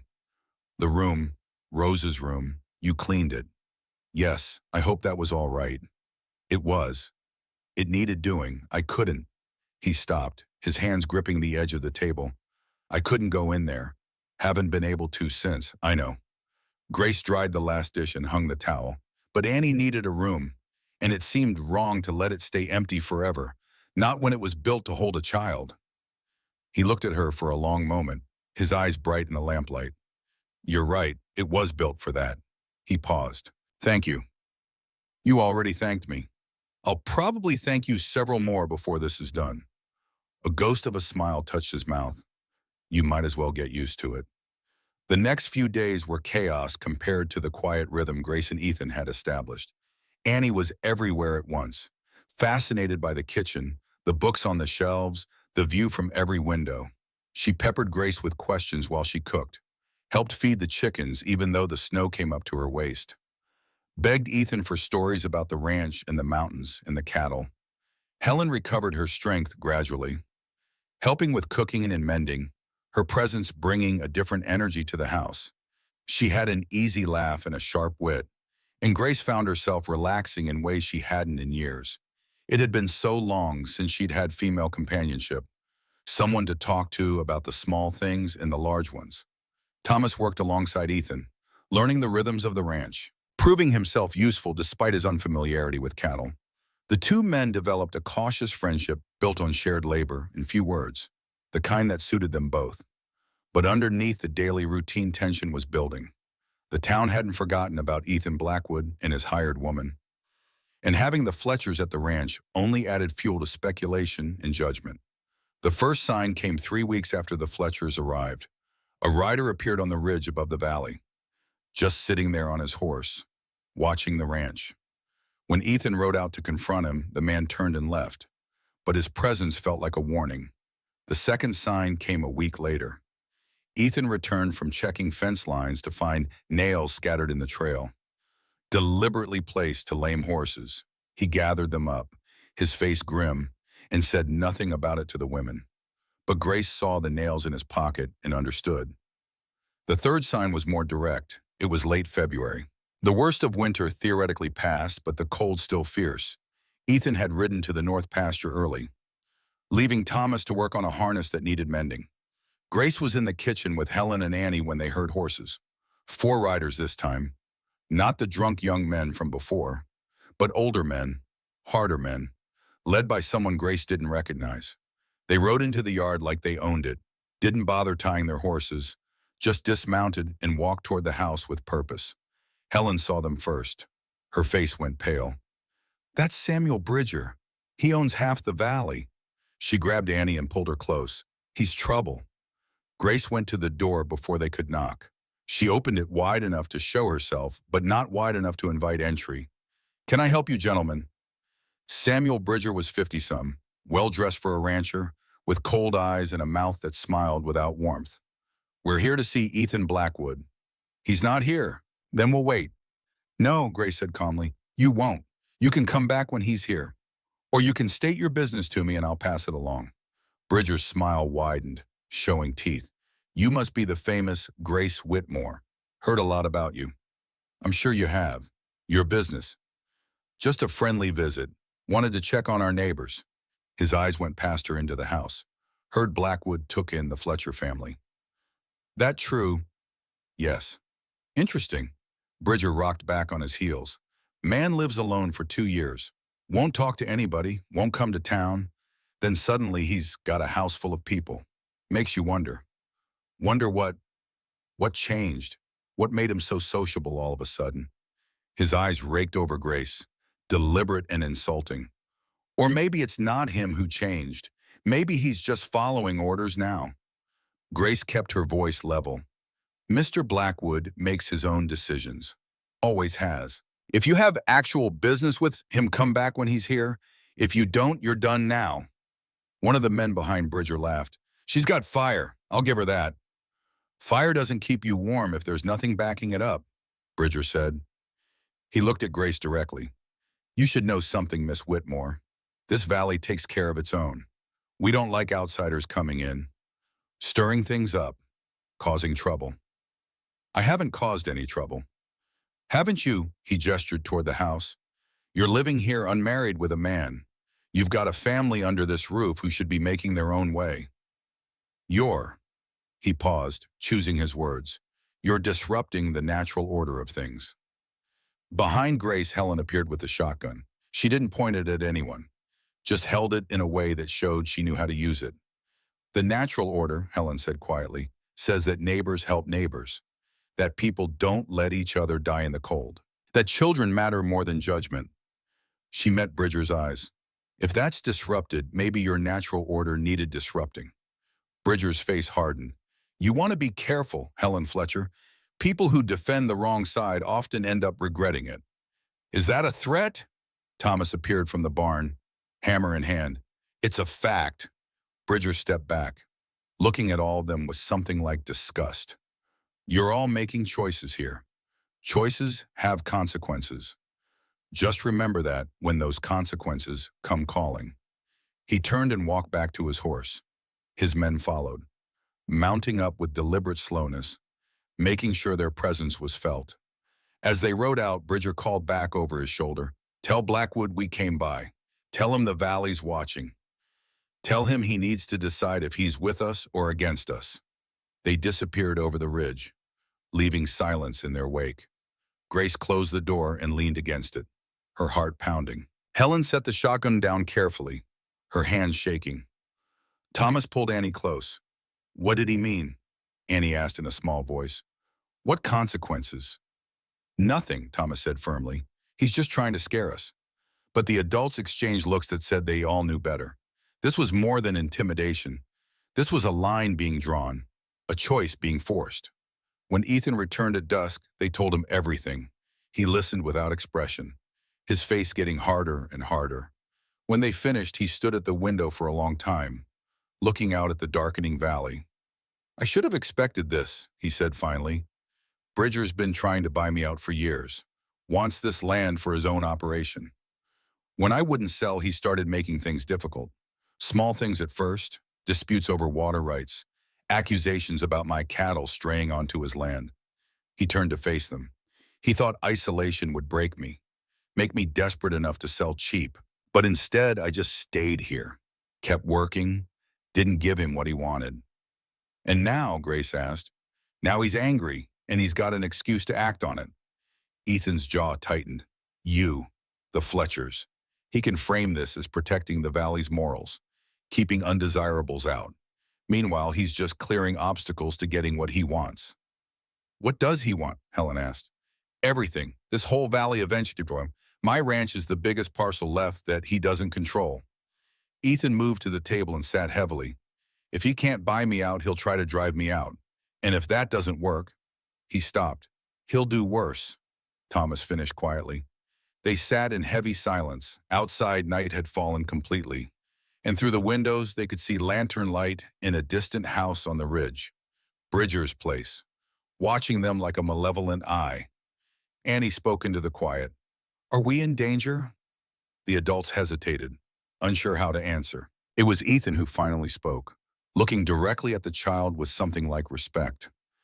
Yes, he said, we are, but we're also together, and together is stronger than alone.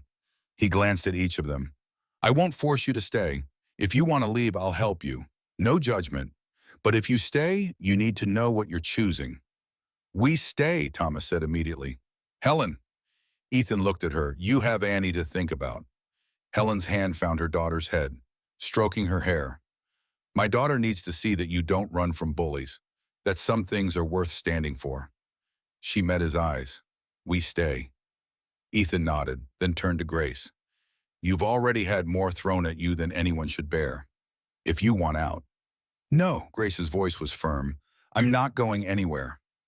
Something passed between them then, an understanding deeper than words. They'd both been abandoned, both been judged, both been told they were too much or not enough or wrong somehow. And they'd both found something in this house, in this unlikely family, that was worth defending. All right then, Ethan said, we prepare. He looked at each of them in turn. Thomas, tomorrow we inventory weapons and ammunition. Helen, Grace makes sure we have medical supplies, food stores, everything we might need if we can't leave the ranch for a while. Annie. He looked at the child seriously. You practice staying quiet when we tell you. Practice hiding in places we show you. Can you do that? Annie nodded, her small face grave with understanding beyond her years. They spent the evening making plans, checking resources, talking through scenarios. It was practical, methodical, almost businesslike. But underneath, Grace felt fear like a low-grade fever, constant and draining. Late that night, after everyone else had gone to bed, she found Ethan on the back porch. He stood in the cold, looking out at the valley, his breath making clouds in the frigid air. You should be sleeping, he said without turning around. So should you. Can't. He glanced at her. Too much thinking. Grace joined him at the railing, pulling her shawl tight against the cold. The sky was clear, stars brilliant and sharp. The kind of night that looked beautiful and felt merciless. What are you thinking about? She asked. How I brought this on all of you. If you'd just stayed alone, kept to yourself, then the Fletchers would be dead. And I'd be. She stopped, unsure how to finish. Where would she be if Ethan hadn't hired her another town? Another rejection, another door closing. Somewhere worse, she finished. You don't know that. Yes, I do. She turned to face him. I was at the end of my rope when I came here. No money, no prospects, no hope. You gave me all three. Don't you dare apologize for that. He looked at her, really looked. And what she saw in his eyes made her breath catch. Not pity, not gratitude, something else, something warmer and more dangerous. Grace, he started, then stopped. What? Nothing, just... He shook his head. Thank you. For staying, for being here, for all of it. She reached out and took his hand, the way she had at breakfast weeks ago. But this time she didn't let go. This time she held on, feeling his warmth, his strength, his steady presence. We're in this together now, she said quietly. Whatever comes, we face it together. His hand tightened on hers. They stood like that for a long moment. Two people holding on to each other under an indifferent sky, knowing that the hardest test was still ahead. But for now, for tonight, they had this, each other. The warmth of the house behind them. The knowledge that they weren't alone. It would have to be enough. The preparation began at dawn. Ethan and Thomas moved through the ranch with military precision, reinforcing what could be reinforced, preparing what could be prepared. They boarded the lower windows with planks salvaged from an old shed, positioned barrels of water at strategic points throughout the house in case of fire, created clear lines of sight from every room to the yard beyond. Grace and Helen worked with equal focus. They inventoried medical supplies, tearing old sheets into bandages, organizing the precious bottle of laudanum and the tin of carbolic acid. They stockpiled food in the root cellar, enough for a siege that might last days or weeks. They moved valuables, such as they were, to hiding places where fire or theft wouldn't find them. Annie practiced what they'd taught her, how to get from her room to the root cellar in complete darkness, how to stay silent even when frightened, how to make herself small in the space behind the preserves where no one would think to look. It broke Grace's heart to watch a child prepare for violence, but she also knew it was necessary. The world didn't care about innocence when it came for you. 3 weeks passed in this state of watchful tension. Ethan and Thomas took turns on night watch. Grace slept lightly, waking at every sound. Helen moved through the house with quiet determination, her hands never quite steady, but her resolve absolute. Then on a morning in early March, when the first hints of thaw were touching the highest drifts, Helen's water broke. Grace was kneading bread dough when she heard Helen's sharp intake of breath. She looked up to see the other woman standing rigid by the table, one hand pressed to her belly, the other gripping the chair back. It's too early, Helen said, her voice tight with fear. The baby's not due for another 3 weeks. Grace wiped flour from her hands and moved to her side. Babies come when they're ready. How far apart are the pains? I don't know. I've only had two. Helen's face had gone pale. Grace, I can't. Not now. Not with everything else. You can and you will. Grace called for Thomas, who appeared from the barn at a run. His face went white when he understood what was happening. I'll ride for the doctor, he said. No time, Grace told him. And the snow's still too deep in the passes. We do this ourselves. She turned to Ethan, who'd followed Thomas inside. I need hot water, clean cloths, the whiskey from the high shelf, and get Annie to the Fletcher's room and keep her there. Ethan moved immediately. No questions, just action. Grace helped Helen to the bedroom she shared with Thomas, got her onto the bed, examined her with hands that had learned this skill from desperate necessity years ago. The baby was coming, and it was coming wrong. Breech, Grace said quietly to Helen. I'm going to have to turn it. Helen's hand shot out and gripped hers. Can you do that? I've done it once before. For a neighbor in Kansas. She lived. The baby lived. Grace didn't mention the 3 other times she'd tried and failed. The mothers who'd bled out despite everything she knew. The babies who'd been born silent and stayed that way. Then do it, Helen said. Whatever it takes. The labor was brutal. Grace had to reach inside and manually turn the baby, feeling for the tiny feet, the curve of the spine, working blind, and praying she wasn't doing more harm than good. Helen screamed into the towel Thomas held for her, her body arching with pain that went beyond anything Grace could imagine. Hours passed. The sun moved across the sky. Annie sat in the corner of the room with her hands over her ears, too frightened to leave, too young to understand.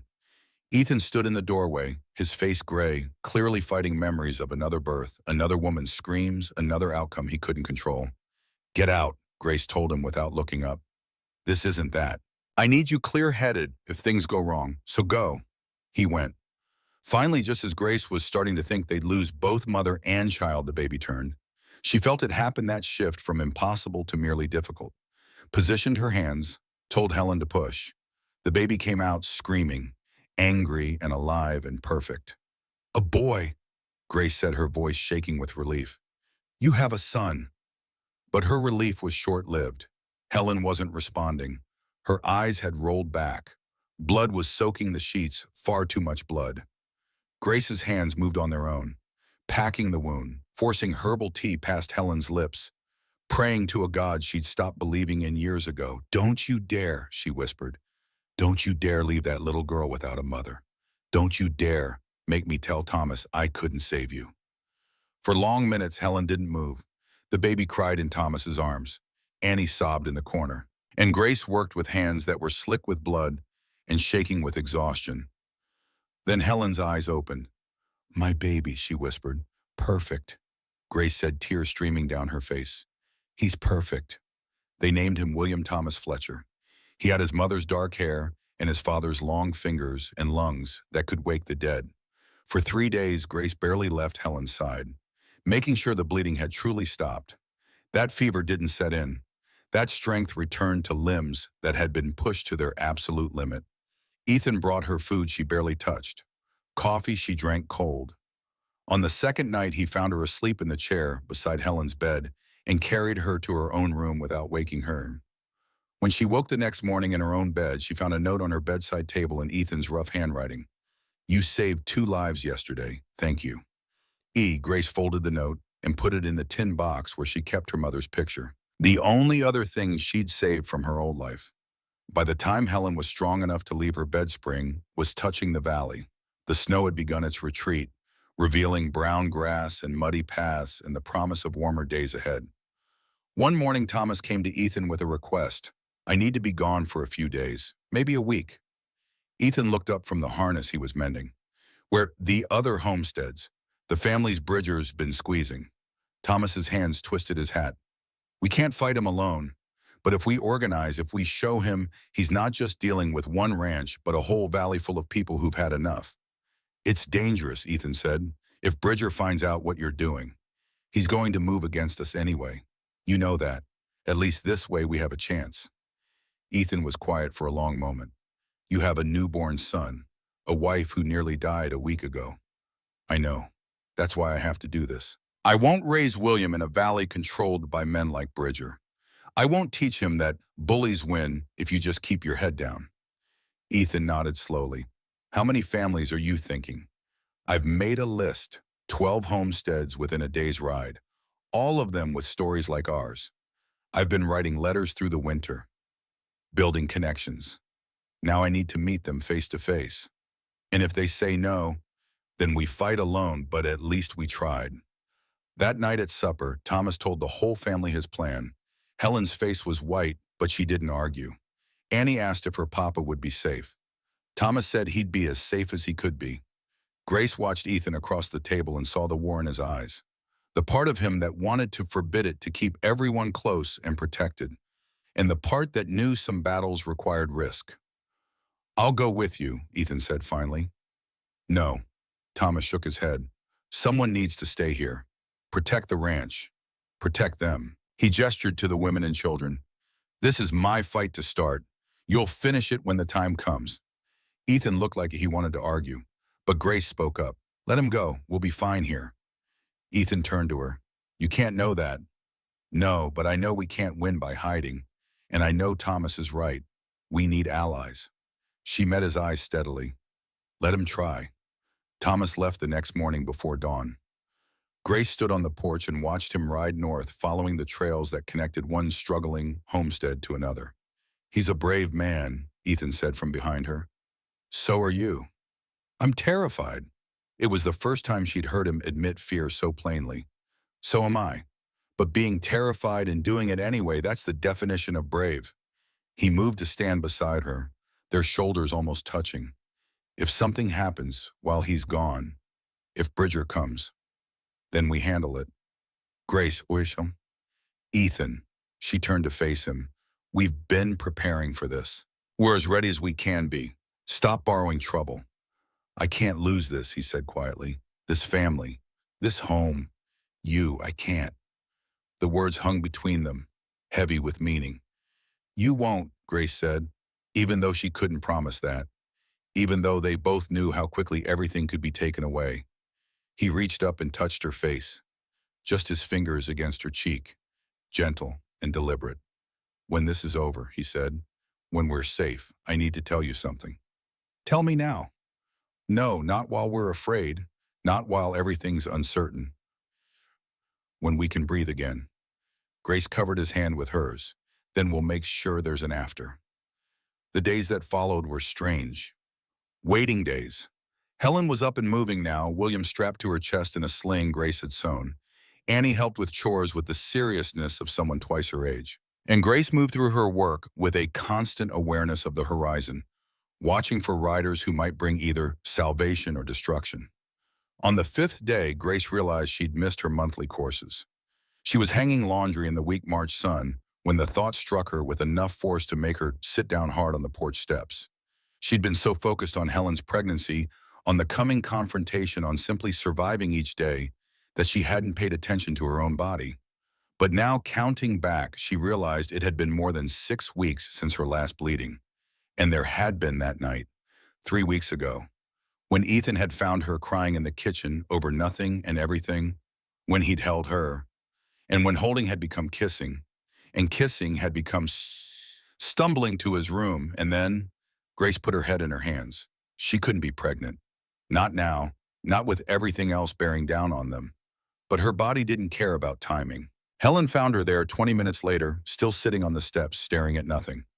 Grace, what's wrong? I think I'm pregnant. The words came out flat, factual, like she was reporting the weather. Helen sat down beside her. Are you sure? 6 weeks late, sick every morning, but I thought it was just nerves.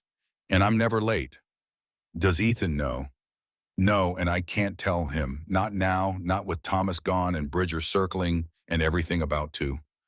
Her voice broke. I can't do this. I can't be pregnant during a siege.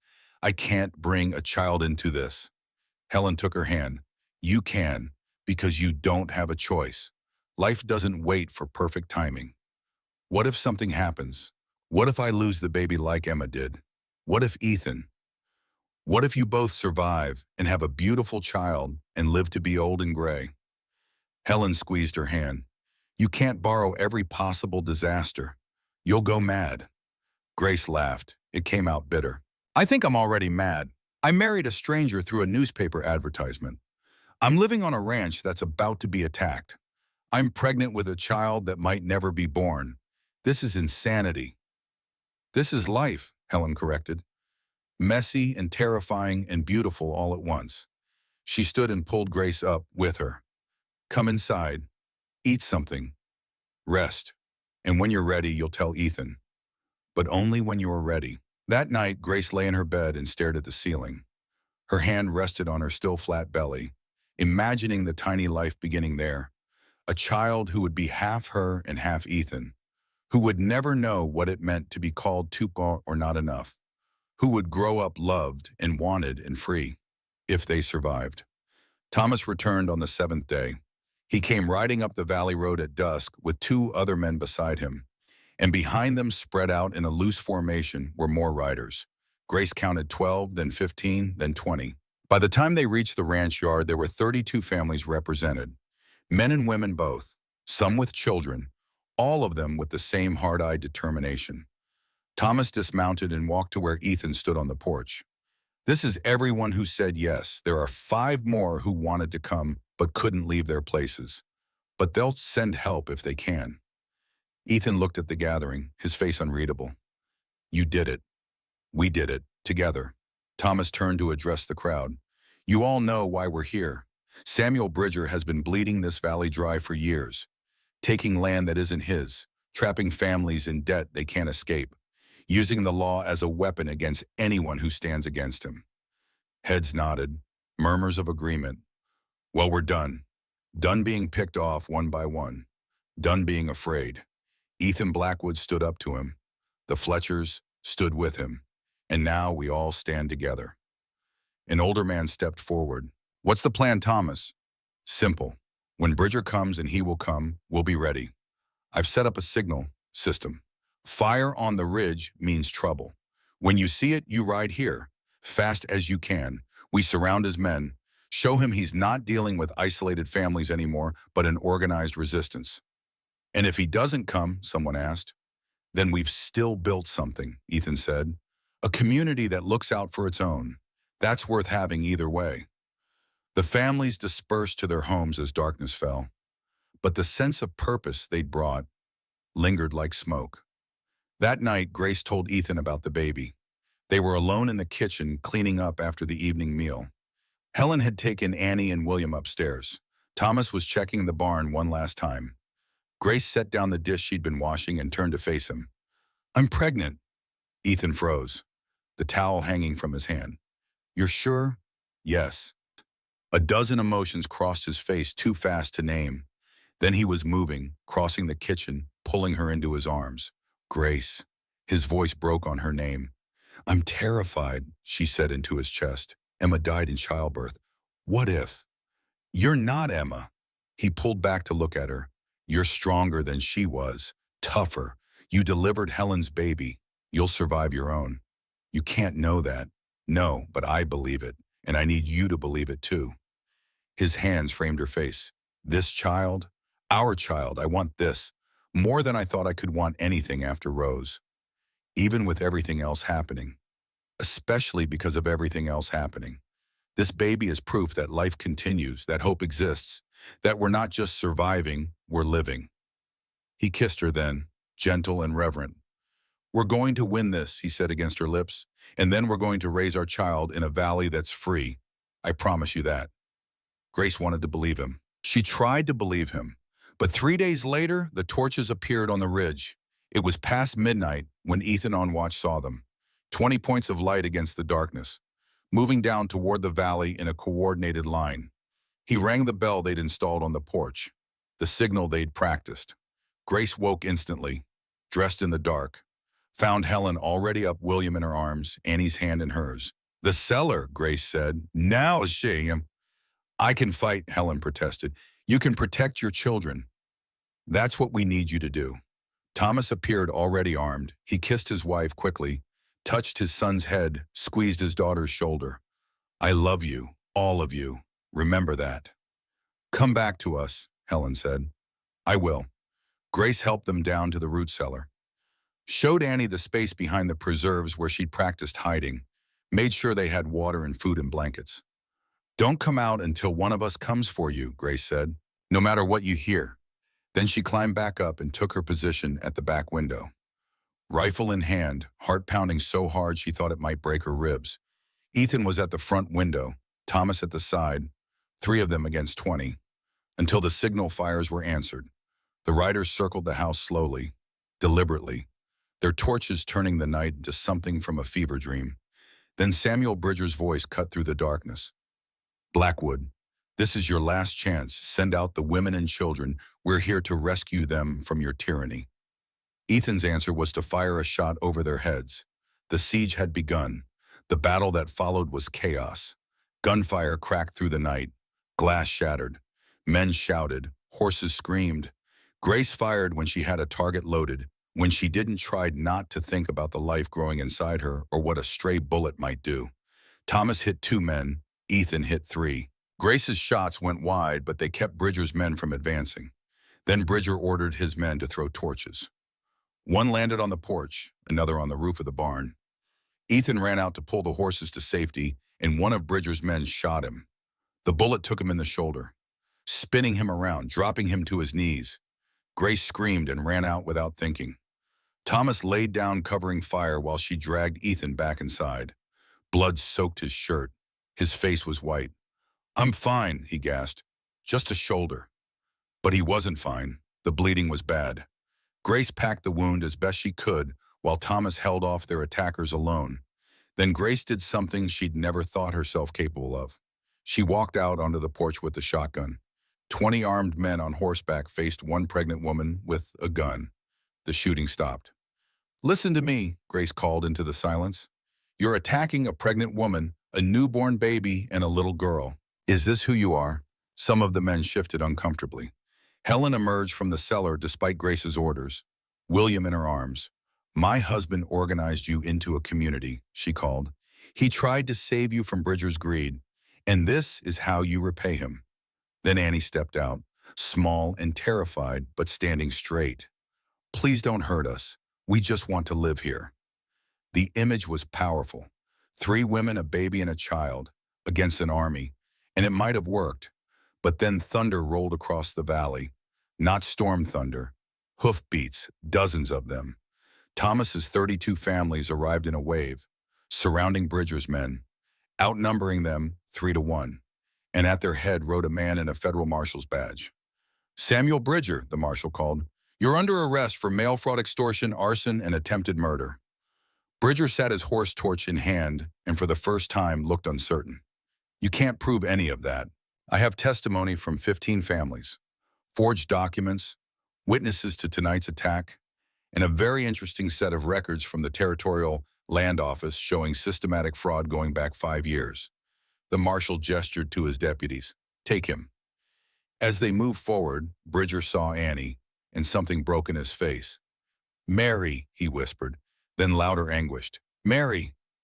He stumbled off his horse, fell to his knees in the mud. "I lost my daughter. I lost my Mary.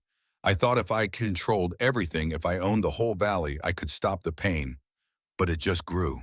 It just kept growing."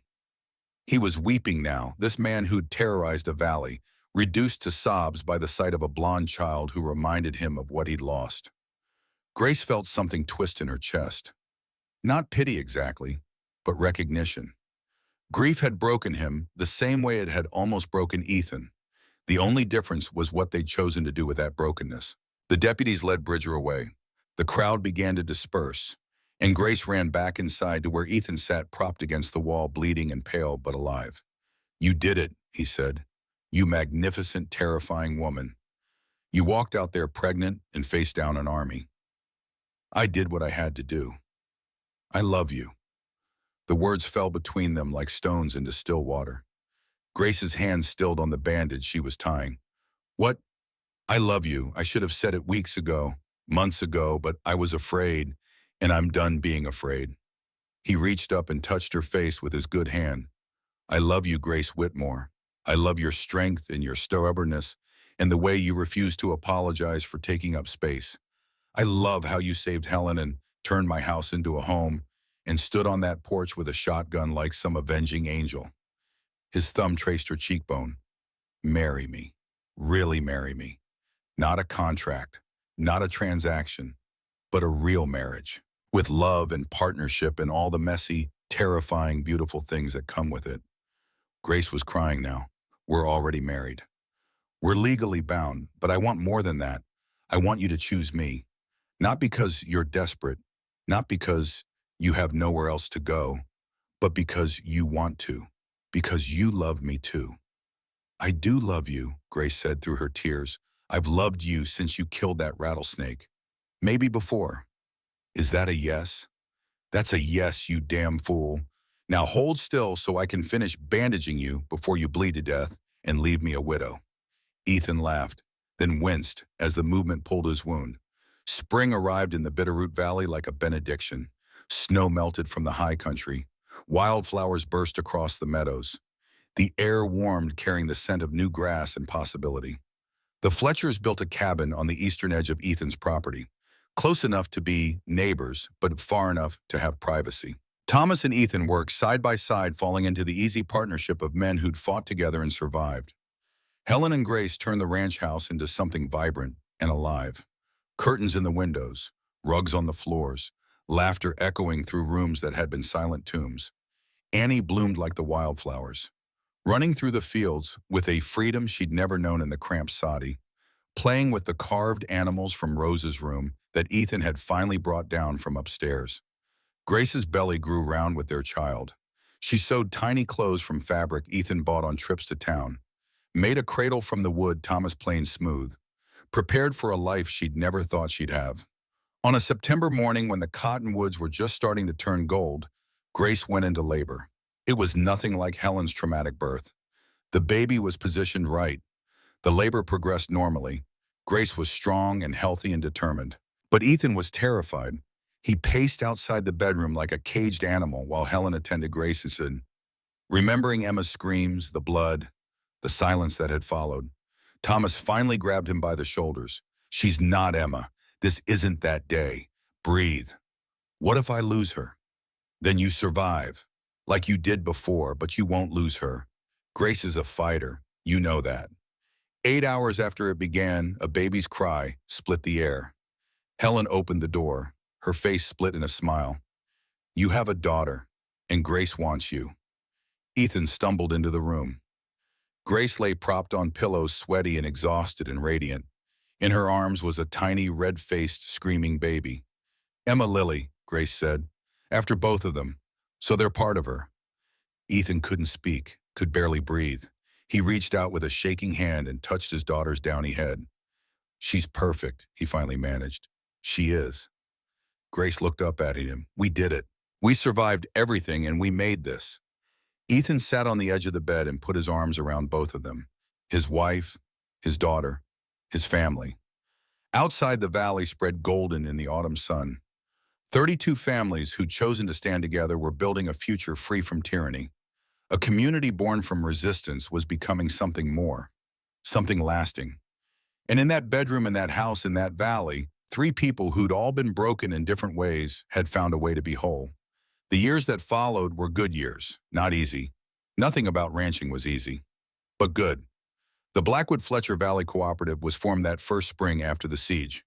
Ethan as president, Thomas as operations manager, Grace as secretary, keeping books with the same precision she brought to everything.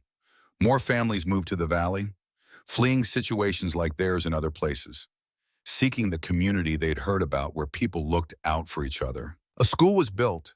Annie was in the first class. Later, she'd go to Helena for training to become a teacher, herself paid for by money Grace and Ethan set aside from the ranch profits. Emma Lily grew into a child who had her mother's stubbornness and her father's quiet strength. She learned to read from Grace and to ride from Ethan and to care for others from watching the community her parents had helped build. When she was 2, Grace gave birth to a son. They named him Samuel after the man who tried to destroy them. A redemption of the name. A reminder that grief could be transformed into something other than rage. On Emma Lily's 7th birthday, Grace was invited to speak at the Montana Territorial Women's Conference in Helena. She stood before 500 women and told her story. The rejections, the desperate choice to answer an advertisement for a mail-order bride, the slow transformation of a contract into a real marriage, the siege and the survival in the family that had grown from impossible circumstances. I was told I was too much to love, she said. Too big, too plain, too everything. But I wasn't too much. I was exactly enough for the man who needed me, for the family I'd build, for the community I'd serve.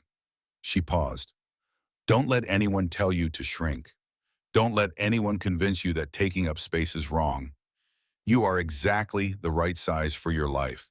You just have to find the people who can see that. The applause was deafening. After the speech, a young woman approached. Overweight, nervous, carrying herself like someone who'd learned to apologize for existing. Mrs. Blackwood, I'm Maggie O'Brien. I heard your speech and She stopped, started again. I have nowhere to go. I've been rejected from every position. I don't know what to do. Grace looked at her and saw herself 8 years earlier. What do you want to do? Teach. I love children and books. We need a teacher. Our second school just opened. The position is yours if you want it. Why would you help me? Because someone once gave me a chance when I had nothing. And look what I built from it. Grace smiled. Your turn now. Grace returned to the ranch to find her family waiting. Ethan with Emma Lily on his shoulders. Samuel toddling at his feet. Thomas and Helen and Annie and William all crowded on the porch. Home, she thought. After everything. After all the years and miles and rejections and small deaths. Home. That night after the children were asleep, Grace and Ethan stood on their porch. The same place they'd stood years ago when everything was uncertain and terrifying. Do you ever think about how different things could have been? Ethan asked. All the time. What if I hadn't answered your advertisement? What if you'd turned me away? We'd both be alone and probably dead. He pulled her close. Instead, we have this: family, community, a legacy that'll outlast us. Grace leaned into him, feeling his solid warmth, his steady heartbeat. They said I was too much to love, she said quietly. But they were wrong. I was exactly enough. I just had to find my valley. Our valley, Ethan corrected. We built this together. In the distance, lights were coming on in the houses scattered across the valley. Each one a family, each one connected by threads of mutual aid and shared purpose. The Blackwood Ranch had become more than a homestead. It had become the heart of something larger, a community that proved people could choose to stand together, that resistance could become resilience, that the broken could build something beautiful from their scars. Emma Lily appeared in the doorway, rubbing sleep from her eyes. Mama, Papa, I had a dream. Grace scooped her up. Tell us about it, sweetheart. And as their daughter talked about flying horses and mountains made of sugar, Grace caught Ethan's eye over her head, saw the love there, the gratitude, the bone-deep contentment of a man who'd thought his life was over and discovered it was just beginning. The stars wheeled overhead in their ancient patterns. The valley breathed its sleeping breath. And in the solid house that 3 generations of Blackwoods had built, love had finally returned to stay. Not perfect love, not easy love, but real love, tested and proven, forged in fire and sealed with the simple choice to keep showing up, to keep choosing each other, to keep building something that mattered. Grace Whitmore Blackwood, the mail-order bride who was told she was too much, had found her exact measure, not by shrinking herself to fit other people's expectations, but by expanding until she filled every corner of the life she'd built. And that, she thought as she carried her daughter back to bed, was worth more than all the acceptance in the world.